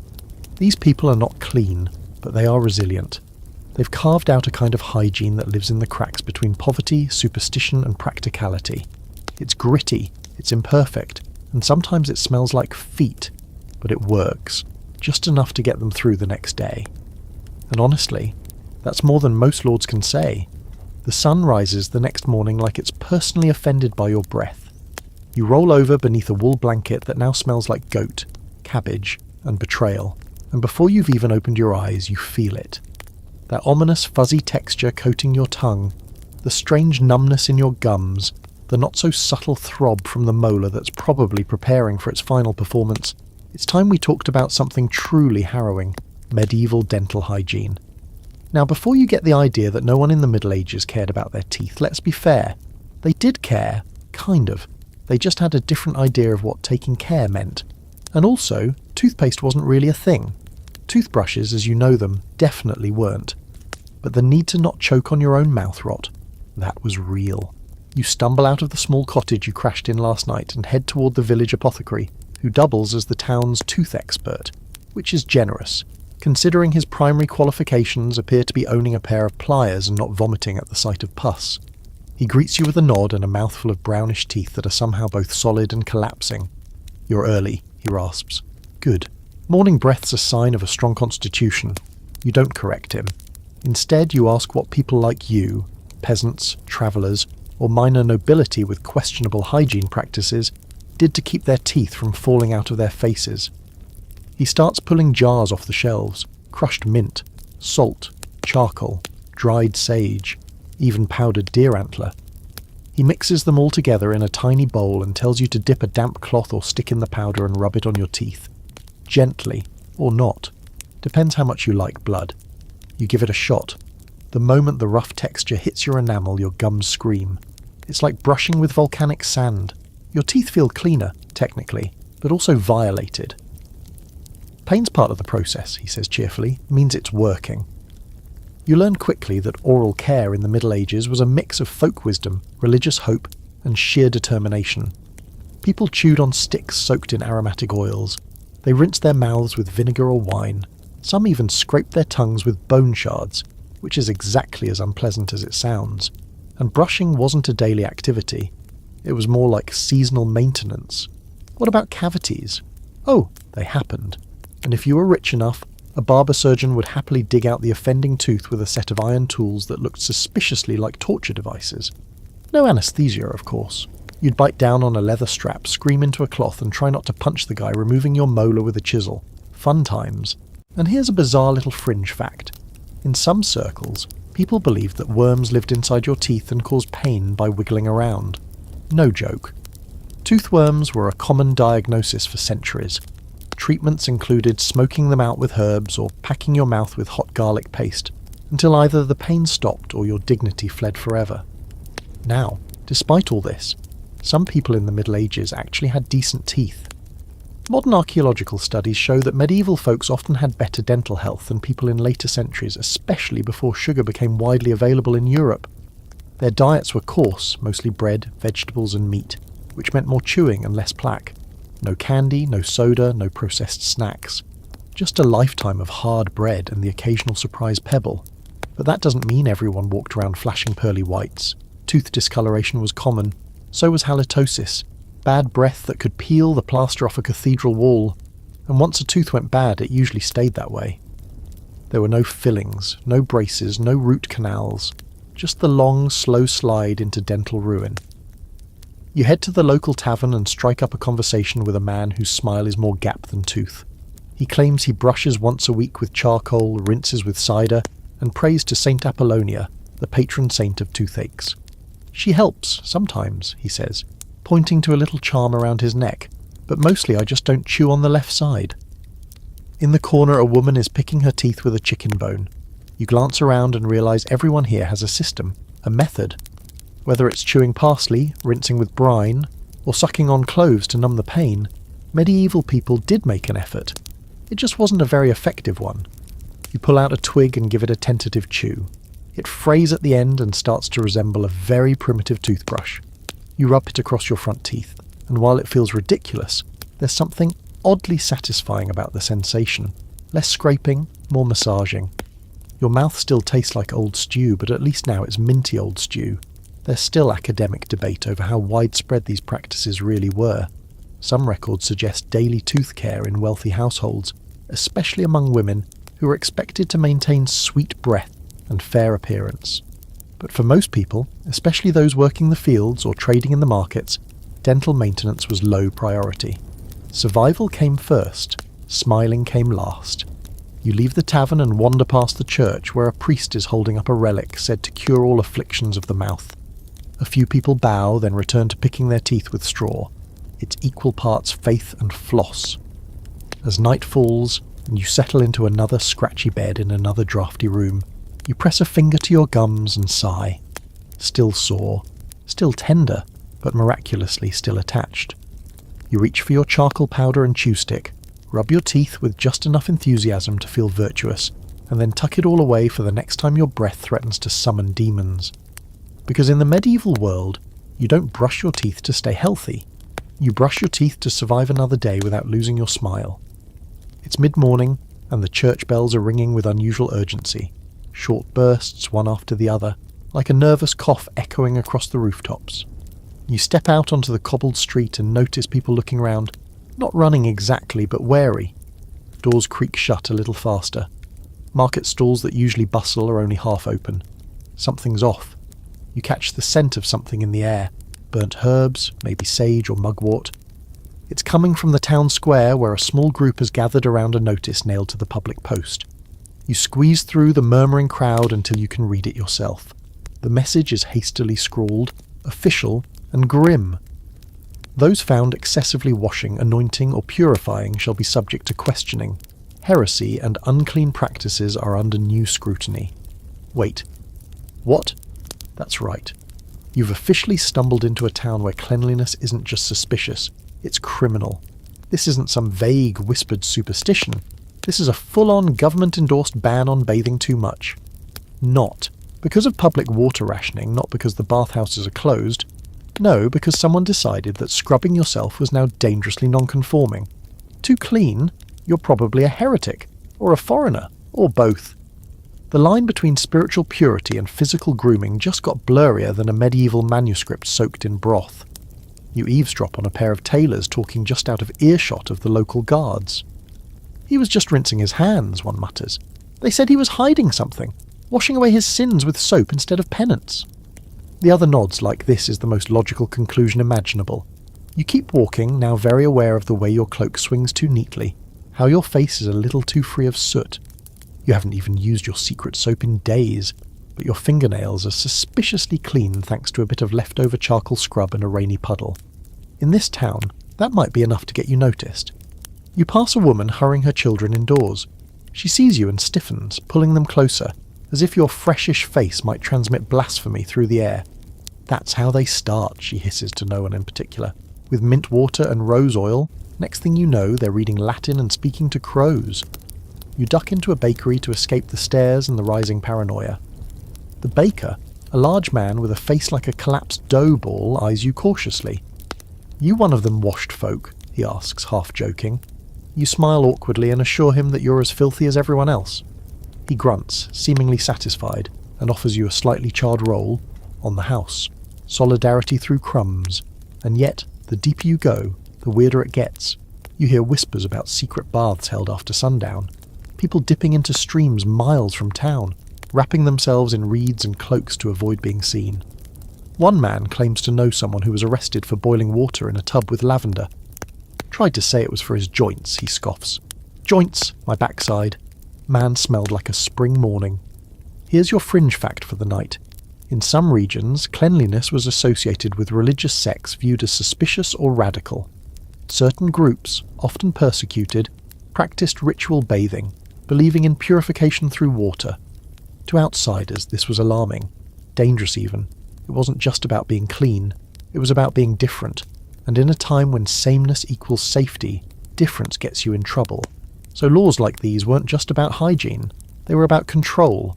Scholars still debate the extent of such policies. Some insist towns only discouraged excessive bathing out of disease paranoia or water scarcity. Others point to town records, church edicts, and even legal proceedings targeting overly clean individuals as examples of deeper systemic fear. Cleanliness became code for rebellion, individuality, secrets.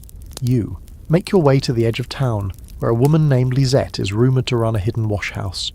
She lives in a crumbling stone structure behind an abandoned mill, half swallowed by ivy and thyme.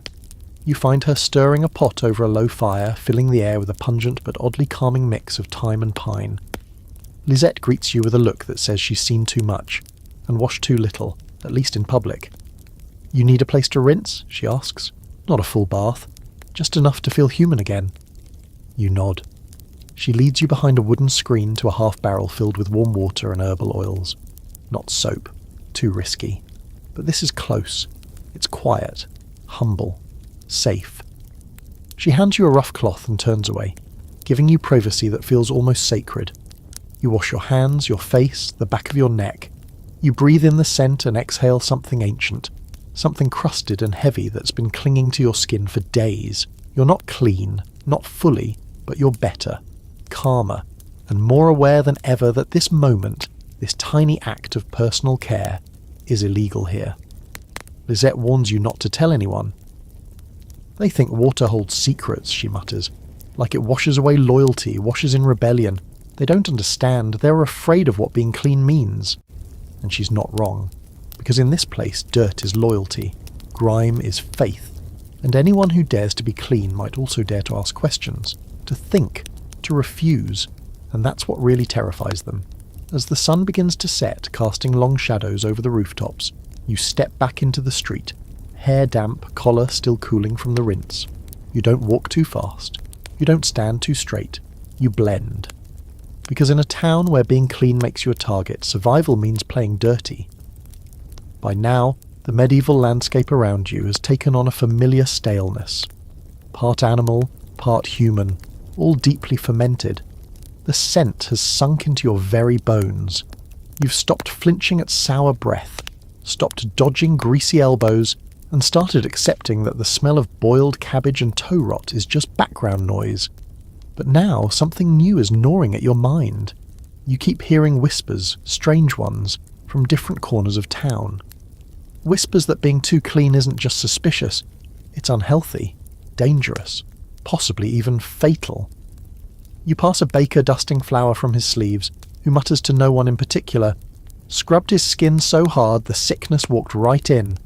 You think it's just nonsense until the tanner down the road says the same thing, only this time about his cousin, who tried washing his legs in a stream and ended up with fever water in his blood. The local midwife says something eerily similar. Bathing too often weakens the body, opens the blood to bad spirits, makes you soft. Software. That word keeps coming back. Like vulnerability is the worst thing you could wear, you make your way to the apothecary again, the one with the herbal jars and the perpetually moist ceiling, to see if he can shed light on this dirt equals health philosophy. He's hunched over a mortar, grinding what looks like burnt bark and dried lizard tails into something he insists is medicinal. When you ask about bathing, he grimaces. Too much water robs the body of heat, he says, as though this is universally understood. The warmth of the blood must be preserved.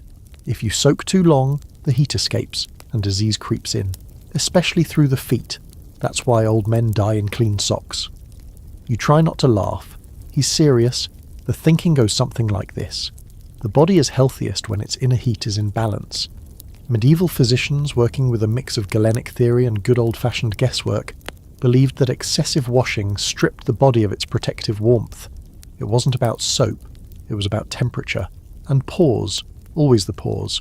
Pores in the medieval imagination weren't just little openings, they were highways. And when you bathe, those highways open wide, allowing unseen dangers, miasmas, bad humours, corrupted air to barge in uninvited. The solution? Stay sealed. Stay warm. Stay a little bit dirty. And here's your fringe fact. Some physicians actually prescribed dirt as a protective layer. Not metaphorically, literally. Seal the skin with ash, one old medical text advised. It will keep the chill from drawing out the life. Ash, as in fireplace leavings. Mixed with oil or animal fat, it became a kind of DIY body armour, medieval SPF. This belief that hygiene could weaken you, ran deep. Knights returning from battle were often told to avoid bathing for weeks to keep from shocking the muscles. Pregnant women were warned never to bathe late in the day, lest their wombs catch cold. Even monks known for their stoic routines were sometimes forbidden to bathe more than twice a year for fear it would weaken the spirit. So naturally, when someone got sick, really sick, the last thing anyone suggested was a bath. And yet, here's the open scholarly debate. Were people genuinely afraid of bathing for medical reasons, or was this just an excuse to avoid a process that was expensive, inconvenient, and physically taxing? After all, heating a full tub took hours, clean water was hard to come by, and you needed someone to scrub your back unless you had freakishly long arms or a very trusting goat. Historians are split. Some believe the fear was rooted in actual experience, like people noticing they often got ill after big bath events, especially during outbreaks. Others argue that the medical theories were retroactive, justifications invented by doctors to explain why everyone around them looked like they'd just rolled through a chimney. You leave the apothecary and wander toward the river, where a few children are playing on the bank kicking up mud and laughing. One slips into the water and his older sister immediately yanks him out. "Idiot!" she hisses. "You'll catch death!" The boy just grins, covered in silt, looking more alive than anyone you've seen in days. But it sticks with you, that tension between the need to clean and the fear of doing it wrong. It's like everyone's walking a tightrope. Wash too little and you rot. Wash too much and you collapse. People try to thread the needle by rinsing individual body parts, or washing only during certain seasons. Some towns even kept communal schedules for stream access, lest someone overindulge and come back cursed. You meet an old shepherd who claims he hasn't bathed since the coronation of the last king. "Strong like ox," he grunts, flexing an arm that's mostly sinew and hair. "Water softens you, makes your bones lazy." When you ask what he does when he does feel dirty, he shrugs and points to a patch of grass. "Roll, like dog." Honestly, it checks out. There's a deep cultural pride here in being sturdy. Cleanliness somehow has been twisted into weakness. It means you're not busy enough, not hard-working enough, not tough enough to handle the elements. Real strength comes with calluses, with scars, with a layer of grime that says you've been too busy surviving to worry about appearances. As night falls, and the town settles into its usual stew of smoke and sweat, you sit outside your lodging watching fireflies skim over the manure pile, and you realise something kind of sad. People aren't just afraid of bathing. They're afraid of what bathing represents. Vulnerability, vanity, the temptation to comfort yourself in a world where comfort is rare and often punished. You pull your cloak tighter and scratch your shoulder, the itch now so routine it's become a bedtime ritual. You consider one last rinse from your hidden flask of water, but stop yourself. Not tonight. It's too cold, too risky, too revealing. Instead, you lean into the filth, like everyone else, and tell yourself you're stronger for it, healthier even, because in this world cleanliness isn't next to godliness, it's next to the sickbed. The morning begins with the rhythmic slosh of water and the unmistakable clang of tin pails. But this isn't some cheerful bath day in the village, it's laundry day at the convent. You're here because word on the road says the nuns know more about hygiene, real, secret hygiene, than they're willing to admit. And you're especially curious about how they deal with the medieval nightmare no one ever talks about in public, menstruation. You pass through the convent gates as Sister Agnes, a no-nonsense woman with arms like firewood bundles, directs two novices hauling linens from the infirmary. The air smells faintly of lavender and vinegar, and there's a row of drying cloths strung up across the courtyard, white and pale pink, stiff with repeated use and heavy washing. One of them, folded neatly, on a stone bench, is smaller, quilted, and clearly not meant for washing dishes. Sister Agnes catches you staring and raises an eyebrow. "Yes," she says, "that's one of them." You nod. No point pretending you don't know what they are. Menstrual hygiene in the Middle Ages was one of those subjects soaked in secrecy, shame, and a frankly heroic amount of improvisation. The church, unsurprisingly, didn't love talking about it. Public discussions of women's matters were limited to sermons about Eve, sin, and why childbirth pain is totally deserved. Meanwhile, the reality of monthly bleeding marched on, completely indifferent to male theology. So how did medieval women manage? With whatever they could get their hands on. Rags were the most common method, often linen scraps that could be folded, pinned or tied into makeshift pads. Wealthier women might have more finely woven cloths, even padded belts to hold them in place. But for most, it was a brutal balancing act between modesty and practicality. Sister Agnes explains that the convent keeps a supply of these rags, sanitized in boiling water and vinegar, reused until they fall apart. She shows you how they're sewn together in layers, the top sometimes dusted with powdered herbs to cool the blood. You ask what that means. It makes it smell less like death, she says flatly. And the smell. That's where things get interesting. Menstruation was considered unclean, not just in the physical sense but spiritually.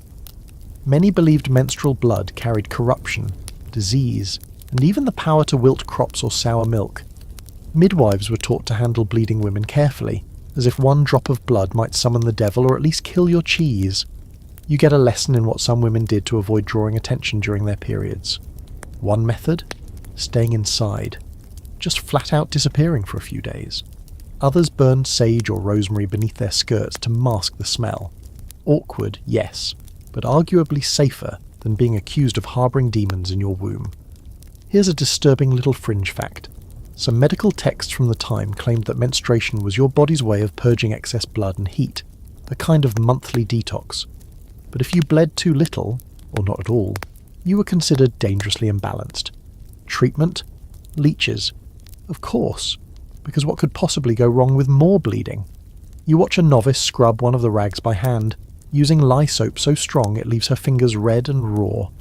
There's no bleach, no disinfectant, just water, vinegar and sunlight. It's not about comfort. It's about not drawing suspicion. These women are already considered suspicious by many townsfolk. Clean, educated, organised, secretive. And now you know they also manage their bleeding with more grace and efficiency than most of the men in town manage their beards. Still, it's not easy. Sister Agnes admits that for some girls their first period is terrifying.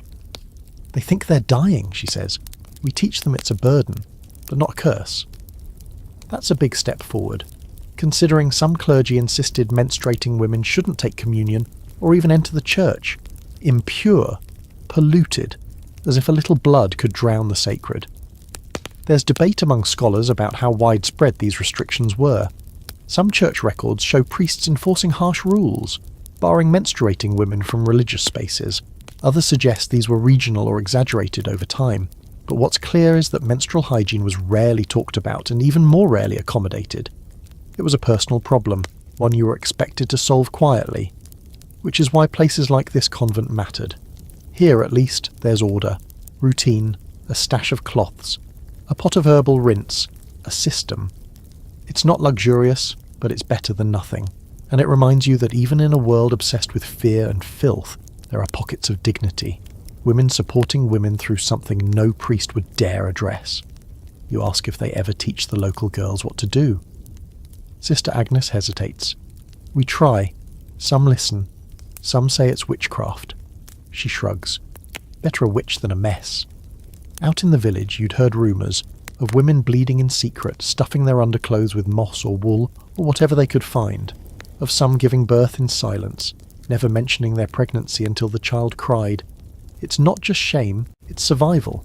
Because in a world where blood makes people afraid, the safest thing a woman can do is bleed when no one can see. You help carry a bucket of rinse water out to the garden, where it's poured around the base of rosemary bushes. The scent rises up in soft waves, clean, sharp, oddly comforting.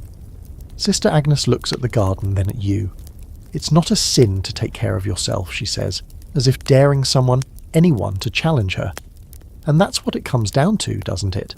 Taking care of yourself in this world, whether it's washing your hands, scrubbing your teeth, or managing your bleeding, isn't just hygiene, it's defiance. Quiet, steady rebellion against a system that calls you dirty the moment you try to be clean. As the sun dips lower, you leave the convent with a new respect for these women. Their grit, their stubbornness, their refusal to let the world's fear define them. You feel the soap in your pack, the balm in your pocket, and now you understand just how much effort it takes to survive in secret. To bleed without punishment, to wash without shame, the stench hits before you turn the corner. It's not subtle. It's not something that creeps in or gently offends your nostrils. No, it body slams you like a cart full of spoiled turnips and entrails, and then lingers like an overly affectionate goat. You gag, you blink, and you realise you've found the latrine zone. Welcome to the part of town where the human side of hygiene really shows its colours, brown mostly. You're in the public defecation district, unofficially marked by narrow alleys, overflowing trenches, and a stunning disregard for personal space. There are no bathrooms here, no outhouses unless you're rich or shockingly forward-thinking. What people have are buckets, chamber pots, and gravity. You pause beside a stone wall, careful not to lean on anything. A man nearby tips a full chamber pot out his upper floor window, and the contents hit the street below with a wet slap that echoes like thunder. He doesn't apologise. No one even flinches. A passing woman lifts her skirt just in time and keeps walking. Business as usual. You glance at the ground and notice the flow, a slow, syrupy river of human waste making its way down the centre of the street. The town's main drainage system. It's called the kennel, a shallow gutter built specifically for this purpose. People dump their chamber pots into it every morning, and rain is supposed to flush it away. That's the plan. The plan never works. You edge along the cleaner side of the road, stepping over hay that's been strategically scattered to soak up the worst of it. That's your medieval sidewalk. Straw, old cloth, or just sheer hope. You ask a nearby vendor how they handle all this, and she shrugs. You get used to the smell. You worry when you don't smell it. That's not comforting. The connection between waste and disease is still not understood here. Not fully. People think bad smells can carry illness. Miasma theory again. But they don't link that to the literal piles of human excrement sitting outside their doorsteps. So while they fear foul air, they don't stop creating it. It's a paradox of epic, smelly proportions. And this brings us to bathing, or rather not bathing, in this environment. Why, you might ask, don't people just clean themselves more when they're literally walking through filth? Because when everyone is covered in a layer of city stink, washing makes you stand out.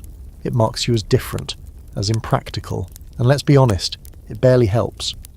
What's the point of scrubbing your skin raw just to step into a poop puddle 2 minutes later? You pass a man rinsing his boots in a barrel of greyish water. He nods at you solemnly. Don't wash the legs, he advises.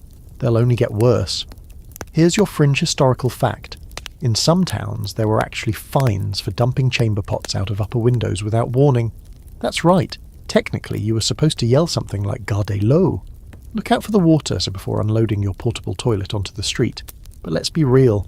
No one's waiting for a courtesy call while holding a steaming bucket of human misery. So you got dumped on. A lot. You weave through another alley and find a cluster of public latrines. These are about as elegant as you'd expect. Basically planks of wood over a trench. The smell is nuclear. You gag again and spot a child using a corner wall instead, like that's somehow cleaner. His mother doesn't scold him. She just hands him a scrap of cloth and wipes his nose with the other end. You ask a local about public sanitation. He tells you that some towns have waste collectors, nicknamed gong farmers, whose job it is to shovel out the cesspits and transport the contents outside city walls. But it's a once-in-a-while job, and when they do it, the stink is legendary. One writer described the smell of a cleaned latrine pit as capable of felling a cow. That's the official solution. The unofficial one is just to live with it. People hang sweet-smelling herbs in their windows. They sprinkle rushes on the floors of their homes to mask the odour of their own chamber pots. They cover their faces with cloth in crowded markets, not to protect themselves from germs, but to keep from vomiting on their neighbour. And then there's the bathing paradox. You'd think that in a place this filthy, people would be desperate to wash. But no. Here's the twisted reality. When the world around you is literally soaked in human waste, bathing doesn't feel cleansing. It feels futile. You wash, you step outside, and 5 seconds later, your feet are marinating in someone else's night bucket. So people stop trying. There's ongoing scholarly debate about whether medieval sanitation was as awful as it seems. Some historians argue that towns made a real effort, maintaining public latrines, employing waste workers, even regulating where pigs could wander. Others point to archaeological layers of filth and rats and say, let's not sugarcoat it. What we know for sure is that standards varied wildly. A rich city might have better drainage and some semblance of control. A poor town. You were wading through it daily. You reach the town's edge and find a stream where a few women are doing laundry. Upstream, someone's filling buckets for soup. Downstream, someone else is rinsing out a chamber pot. No one seems to think this is a problem. You try not to scream. As the sun dips lower and the shadows stretch across the street, the city's daily tide of filth recedes, slightly. But the smell stays. It always stays. It seeps into the walls, into the straw, into the cloth you wrap around your face to sleep. And you wonder again, how could anyone want to bathe here? What's the point? You can't fight a flood with a teaspoon. You crawl into your bedroll that night, just far enough from the kennel to avoid the runoff, and clutch your soap like a relic. You won't use it. Not tonight. Maybe not tomorrow. Not until you're sure the road ahead doesn't lead straight into another river of waste. Because right now, in this place, staying clean feels less like a choice, and more like a very bad idea. There's something eerie about silence in a medieval town. Normally the air is clogged with noise. Squawking chickens, hammering smiths, crying babies, shouting vendors. But this morning it's different. Quieter. The kind of quiet that means someone important has died, or a storm is coming, or worse. People are suspicious of each other. And in this case, it's the third. Something spreading through the town. Not a disease, not a fire, but a rumour. Someone has been seen bathing. Again. You hear it while walking past the cooper's shop, where a pair of apprentices are whispering over a barrel half full of wood shavings. She came back from the river with her hair still wet, one says, as if that alone justifies a trial. Said she was just rinsing laundry, but who brings rosemary and lemon peels to do laundry? You keep walking. Over the next few hours it only gets worse. Whispers become glances. Glances become questions. By noon there's a crowd forming at the market's edge, murmuring about a young woman named Ellen, midwife's daughter, barely 20, known for being a little too clean. Someone claims she smells like basil. Someone else insists they saw her washing her feet in the well basin. It's all hearsay, of course, but in this world, hearsay is kindling, and bathing is the match, and you can see what's happening. The fear isn't just about hygiene, it's about what it implies. In a town where no one bathes, where every layer of dirt is worn like a badge of honour or a prayer for survival, a clean person becomes a threat. They're trying to stand out, rise above, reject the order of things, and that smells a lot like rebellion. You edge closer to the crowd, careful not to attract attention, and hear the conversation shift from gossip to something sharper. She don't sweat like the rest of us. Keeps her hands too neat. Always got those herbs hanging round her neck. Then, the inevitable line. Maybe she's not from here. There it is, the tipping point. Cleanliness isn't just different, it's foreign, and foreign means danger. This is the twisted logic of the time. To be dirty is to belong. To stink like smoke and filth and unwashed skin is to be safe. But if you're clean, you must be hiding something. A different faith, a different loyalty, maybe even witchcraft. You manage to catch up with Ellen in a narrow alley behind the church. She's quiet, cautious, cheeks flushed but not from shame, from heat. You notice the scent right away. Subtle, yes, but unmistakably clean. Soap and something herbal. She sees you noticing and lifts her chin. I don't care, she says. They can mutter. They'll still come to me when their babies won't breathe. She's right, of course. Ellen is the one they call for births, for fevers, for mysterious aches that priests can't exorcise. But midwives have always lived on the edge, respected but feared, trusted but accused. And now her hygiene makes her even more suspect. She tells you she washes when she can. Arms, face, under her shift. I touch new life. I won't bring death with my hands, she says. They don't see the difference between filth and strength. I do. You want to believe that's enough, that her usefulness will protect her.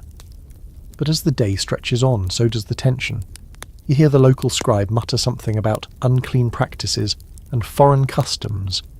A merchant says he saw her boil water at dawn, which he claims is something the Moors do, and that's apparently all anyone needs to hear. Here's your fringe fact for the day. In some medieval communities, bathing habits were used as ethnic and religious markers. Jews and Muslims, for example, often maintained stricter cleanliness rituals, especially around prayer. Christians, by contrast, began to associate extreme cleanliness with foreignness and with heresy. Washing too much became a kind of social red flag. Ellen's practices, though practical and gentle, suddenly look like rebellion, and in a time when heresy can earn you exile, or worse, that's not a label you want. The crowd grows again by evening. It's not a mob exactly, not yet. But it's got the rhythm of one, a beat of suspicion, fear, and sanctimonious outrage. A local priest even shows up, holding a book and sniffing like he's expecting to catch the devil in the air. Excessive cleansing can cloud the soul, he says. It masks true repentance. You try to speak up. You mention disease, dirt, the children who died from sores and rot just last winter, but the crowd's not listening. Logic isn't welcome here. Only unity, only sameness. The mayor eventually steps in to calm things down. He doesn't accuse Ellen outright. He just says there will be an inquiry, a quiet one, conducted by the church. Nothing to worry about, he says with a smile that doesn't reach his eyes. Ellen looks tired when it's all over. Not afraid, just tired. They think dirt makes them holy, she murmurs. Like pain is a virtue and cleanliness is vanity.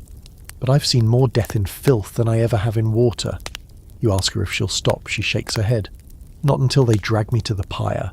And that's the reality. In this place, washing too often makes you a target. Not just of gossip, but of institutional suspicion. It sets you apart. It implies non-conformity. It threatens the structure that says everyone must suffer equally to survive. There's scholarly debate about how widespread this fear of cleanliness as heresy really was. Some argue that religious institutions stoked it to root out dissent, especially among women. Others say it was more about class, how the poor resented the few who had time and tools to wash. Either way, the result was the same. Suspicion followed the soap. You walk back to your room that night with your hands dirty again. You passed up the stream. You didn't rinse your face. You didn't dare. Because even if you wanted to, you couldn't afford to look like someone who doesn't belong. You scratch your scalp. You ignore the grime. You breathe through your mouth. And you remember Ellen, brave, stubborn, maybe doomed, standing clean in a world that demands you stay stained. Because here, being dirty is how you prove you're on their side. And being clean, that's how you vanish.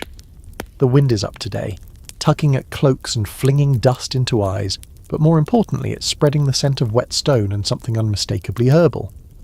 You catch it in the air before you see its source, sweet, floral, with an undercurrent of something smoky and slightly metallic.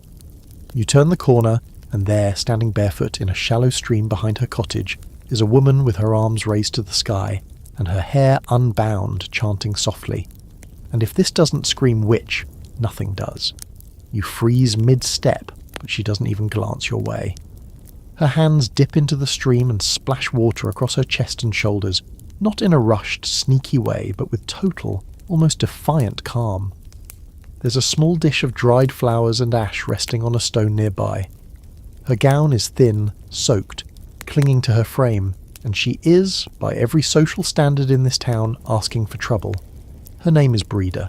You've heard whispers. Everyone has. Washes under the moon, they say. Talks to the water like it talks back. Keeps rosemary in her shoes. One of those women. Most people avoid her. Others pretend they don't see her when she walks through the market with clean hands and soft oiled hair. She doesn't make excuses, and that makes them even more uneasy.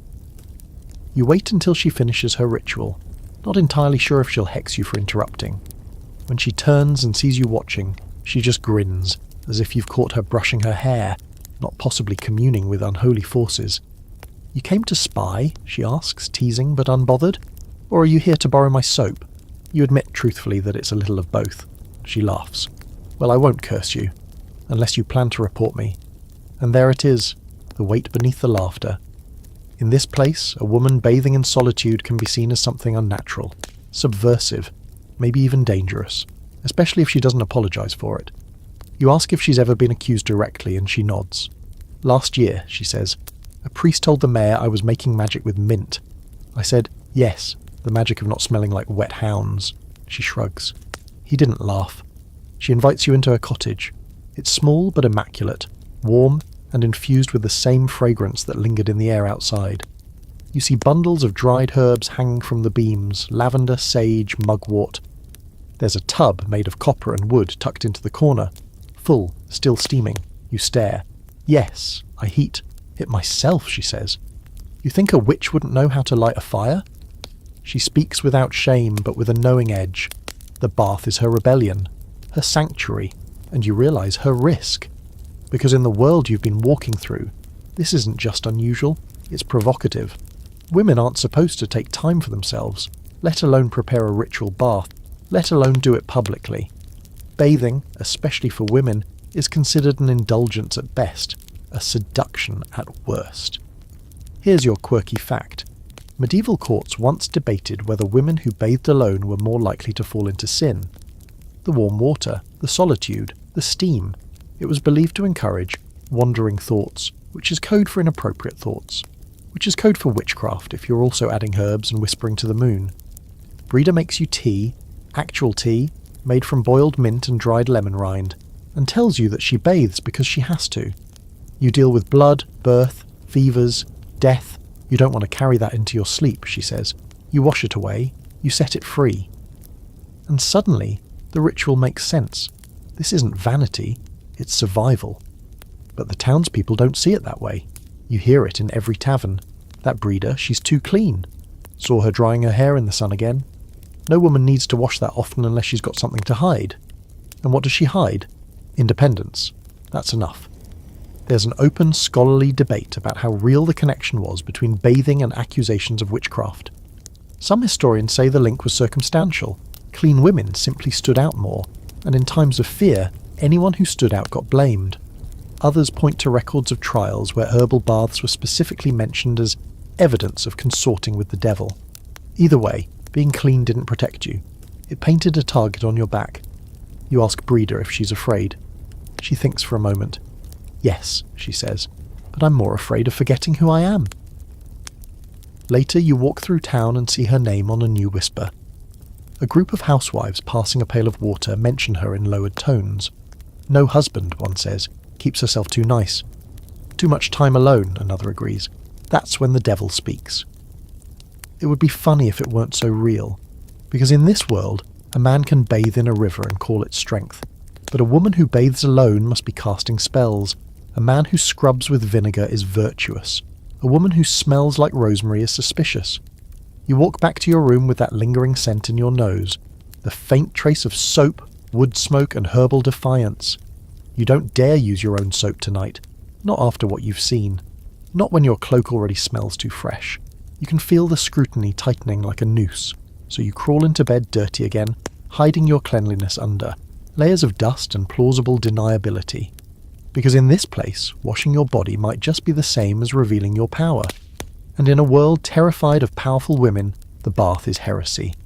The abbey bells toll just before dawn, low and slow like a tired heartbeat echoing across the hills.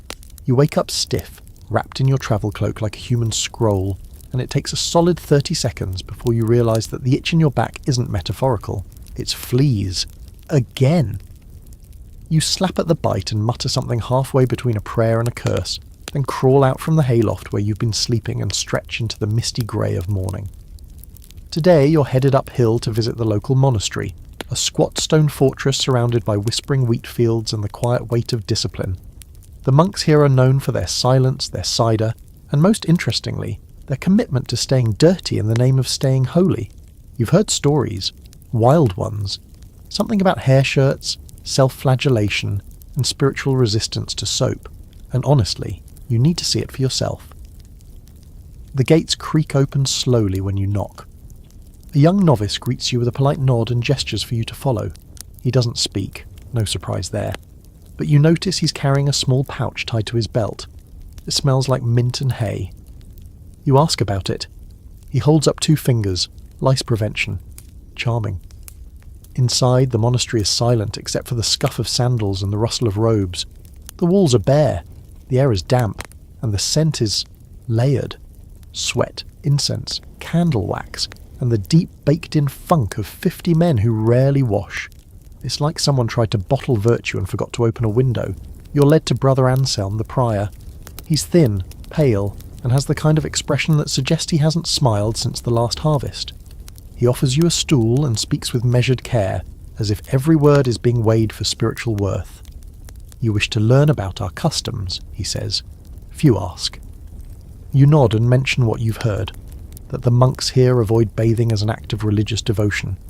It is not avoidance, he says. It is surrender. The body is temptation. To clean it excessively is to admire it. We are not here to admire flesh. And that's the core of it. To these monks, cleanliness is not godliness. It's vanity. A dangerous, slippery slope that leads to pride, indulgence and thoughts, better left unthought. So instead, they go the opposite direction. They wear rough wool shirts underneath their robes, hair shirts, deliberately scratchy and uncomfortable garments meant to mortify the flesh. Some wear them every day, even while sleeping. It's not just uncomfortable, it's supposed to be. You ask how often they bathe. Brother Anselm looks genuinely amused. When we are ill, or preparing to meet God. That is, when they're dying. He explains that the monastery does maintain a small bath chamber used mainly for those in extreme infirmity. The water is boiled with sage, blessed and rarely touched. For everyone else, the most they do is rinse their hands and feet before prayer, ritual purification, not hygiene. You're led to the scriptorium next, where a dozen monks sit copying manuscripts in silence, their fingers stained with ink and their robes dusted with crumbs from the morning's meal. The air is thick, musty, but not unbearable. One of them scratches his beard so vigorously you wonder if something is nesting in there. Another is discreetly picking at a patch of dry skin on his wrist, little flakes fluttering down like parchment snow. Despite the smell, there's peace here, purpose. These men aren't trying to impress anyone. They've left the world behind. They fast, they pray, they work in the gardens and die in the same robes they arrived in. Washing to them is distraction, and yet you notice subtle forms of care. One monk rubs a bit of honey on a cracked lip. Another dabs his eyes with chamomile tea. They may not bathe, but they do what they can to maintain the machine, just without oiling the outside. Here's a fringe fact that sticks with you. In some orders, monks who requested to bathe more than once a month were reprimanded or even punished. Not because water was scarce, but because desire for physical comfort was seen as a spiritual flaw. Hair shirts weren't just tolerated, they were expected. In fact, in some monastic traditions, your hair shirt was buried with you, a final itchy testament to your humility. There's still scholarly debate over how universally these customs applied. Some records show monastic communities that embraced cleanliness as a form of discipline, scheduled baths, strict hygiene, even herbal scrubs, but others, like this one, doubled down on asceticism. Dirt wasn't just tolerated, it was sanctified. The more you itched, the holier you were. As you're shown the small chapel, you notice a statue of St. Benedict, the founder of Western monasticism. At his feet, someone has placed a small satchel of dried lavender.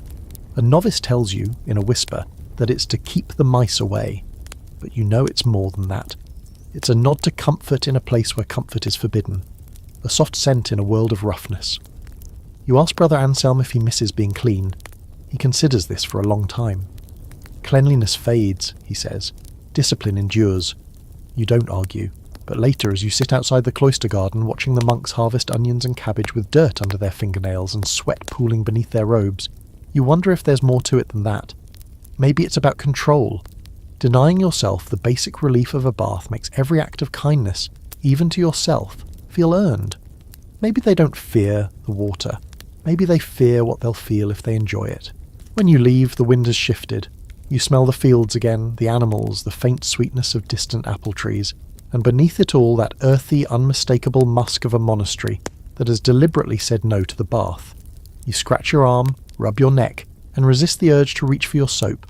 Because in a world where purity means pain, washing is a luxury best left to the dying. By now, your clothes are so stiff with dirt they might qualify as armour.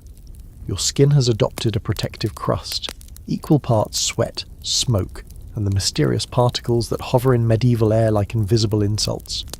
You've given up trying to look presentable and settled comfortably into the era's unofficial dress code. Grubby, but God-fearing. Still, there's one last place you've been putting off visiting, and it's time to face it. The hospital. You expect something terrifying. A place filled with cries and broken limbs and medieval doctors waving leeches around like magic wands. And yes, you get some of that. But what you don't expect is the smell. Not just the rot and sweat and stale blood, but something else. Something oddly floral. The air is thick with rosemary, vinegar, lavender oil, and faint traces of thyme. And beneath it all, a whiff of something both sharp and oddly comforting. Soap. You're met by Brother Laurent, a healer in robes that were probably white once but are now closer to oat-coloured mystery. He leads you through the open courtyard and into the main ward, which is lined with narrow beds, some occupied by pale, quiet patients, others by people who moan like they're auditioning for martyrdom. But the place is clean, relatively. No rats, no overflowing slop buckets, and most shocking of all, a washing basin in every corner. This is the paradox of medieval hygiene. You've walked through towns where washing is suspect, where soap is hoarded like contraband, and bathing can get you accused of heresy. But in the hospital, cleanliness is suddenly embraced, not because it's fashionable, not because it smells nice, but because here it might save lives. Brother Laurent dips a cloth in warm vinegar water and presses it to a man's chest. Wounds must be kept clean, he explains. We boil water, we steep herbs, we cleanse with care. Unclean flesh invites rot, clean flesh heals. You nod slowly, remembering every peasant who told you washing was dangerous, every monk who insisted filth was virtuous. But this man, this healer, he sees it differently. Cleanliness isn't vanity here, it's necessity. He shows you their rudimentary soap, fat and ash, boiled with lye, cut into crumbling bricks. They use it for wounds, for hands, even to scrub the floors when the weather allows.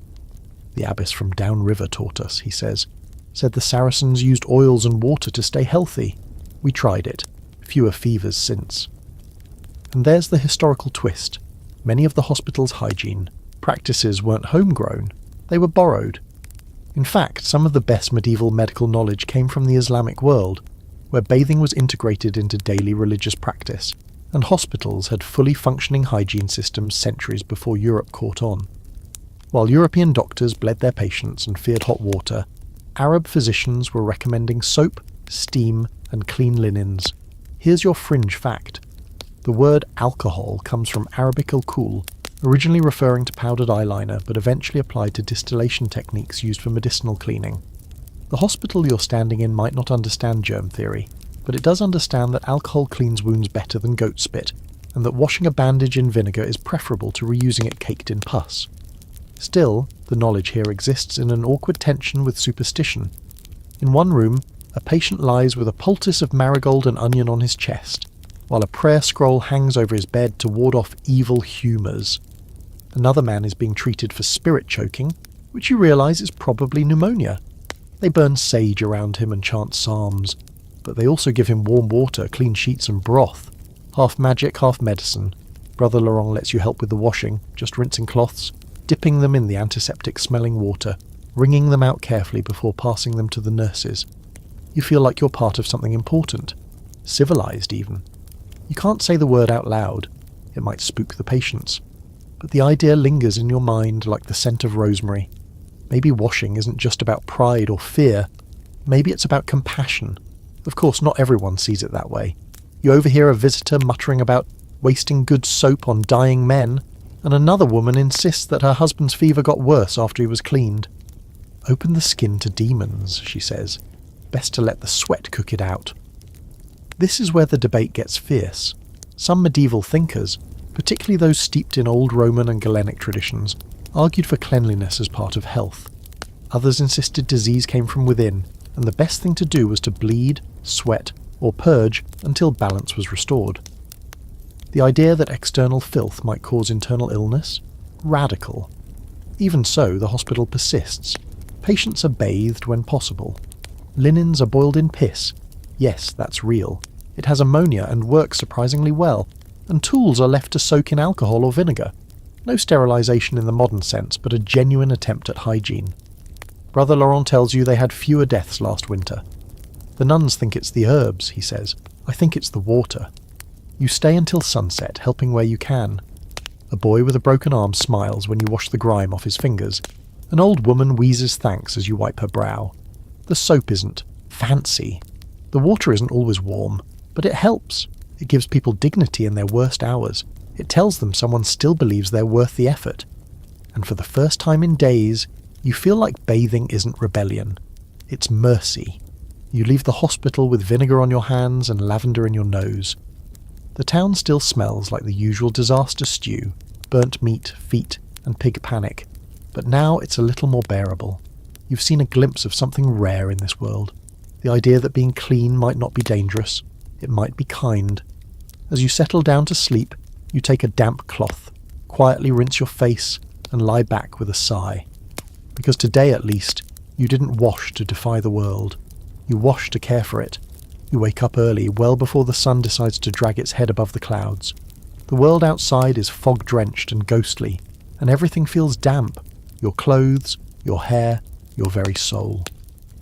But today you're going somewhere different. Somewhere the water actually flows. Word around town is that there's a bathhouse still operating on the edge of the city, a relic of better-smelling days when communal bathing was considered not just acceptable but fashionable. The locals call it the steam hall, and most pretend it doesn't exist, so of course you're going. You follow a crumbling Roman road past overgrown ruins and half-sunken statues, the kind that whisper about lost hygiene like it's a religion. The bathhouse comes into view just past a grove of stunted trees. Long and low, its stonework patched with newer wood, smoke curling from a rooftop chimney like a secret too warm to keep hidden. It's both beautiful and slightly sad, like a celebrity who refuses to retire. Inside, the air hits you like a wall, hot, humid, thick with steam and eucalyptus. Yes, eucalyptus. You didn't even know they had eucalyptus, but here it is, boiled and wafting through the hall like a blessing. The room is dim, lit by flickering tallow candles and slanted sunlight from narrow windows. Voices echo low and soft. Laughter, splashing. No judgment, no fear. You stand at the threshold, slightly stunned. After everything you've seen, mud, suspicion, ritual bathing in secret streams, this feels like another planet.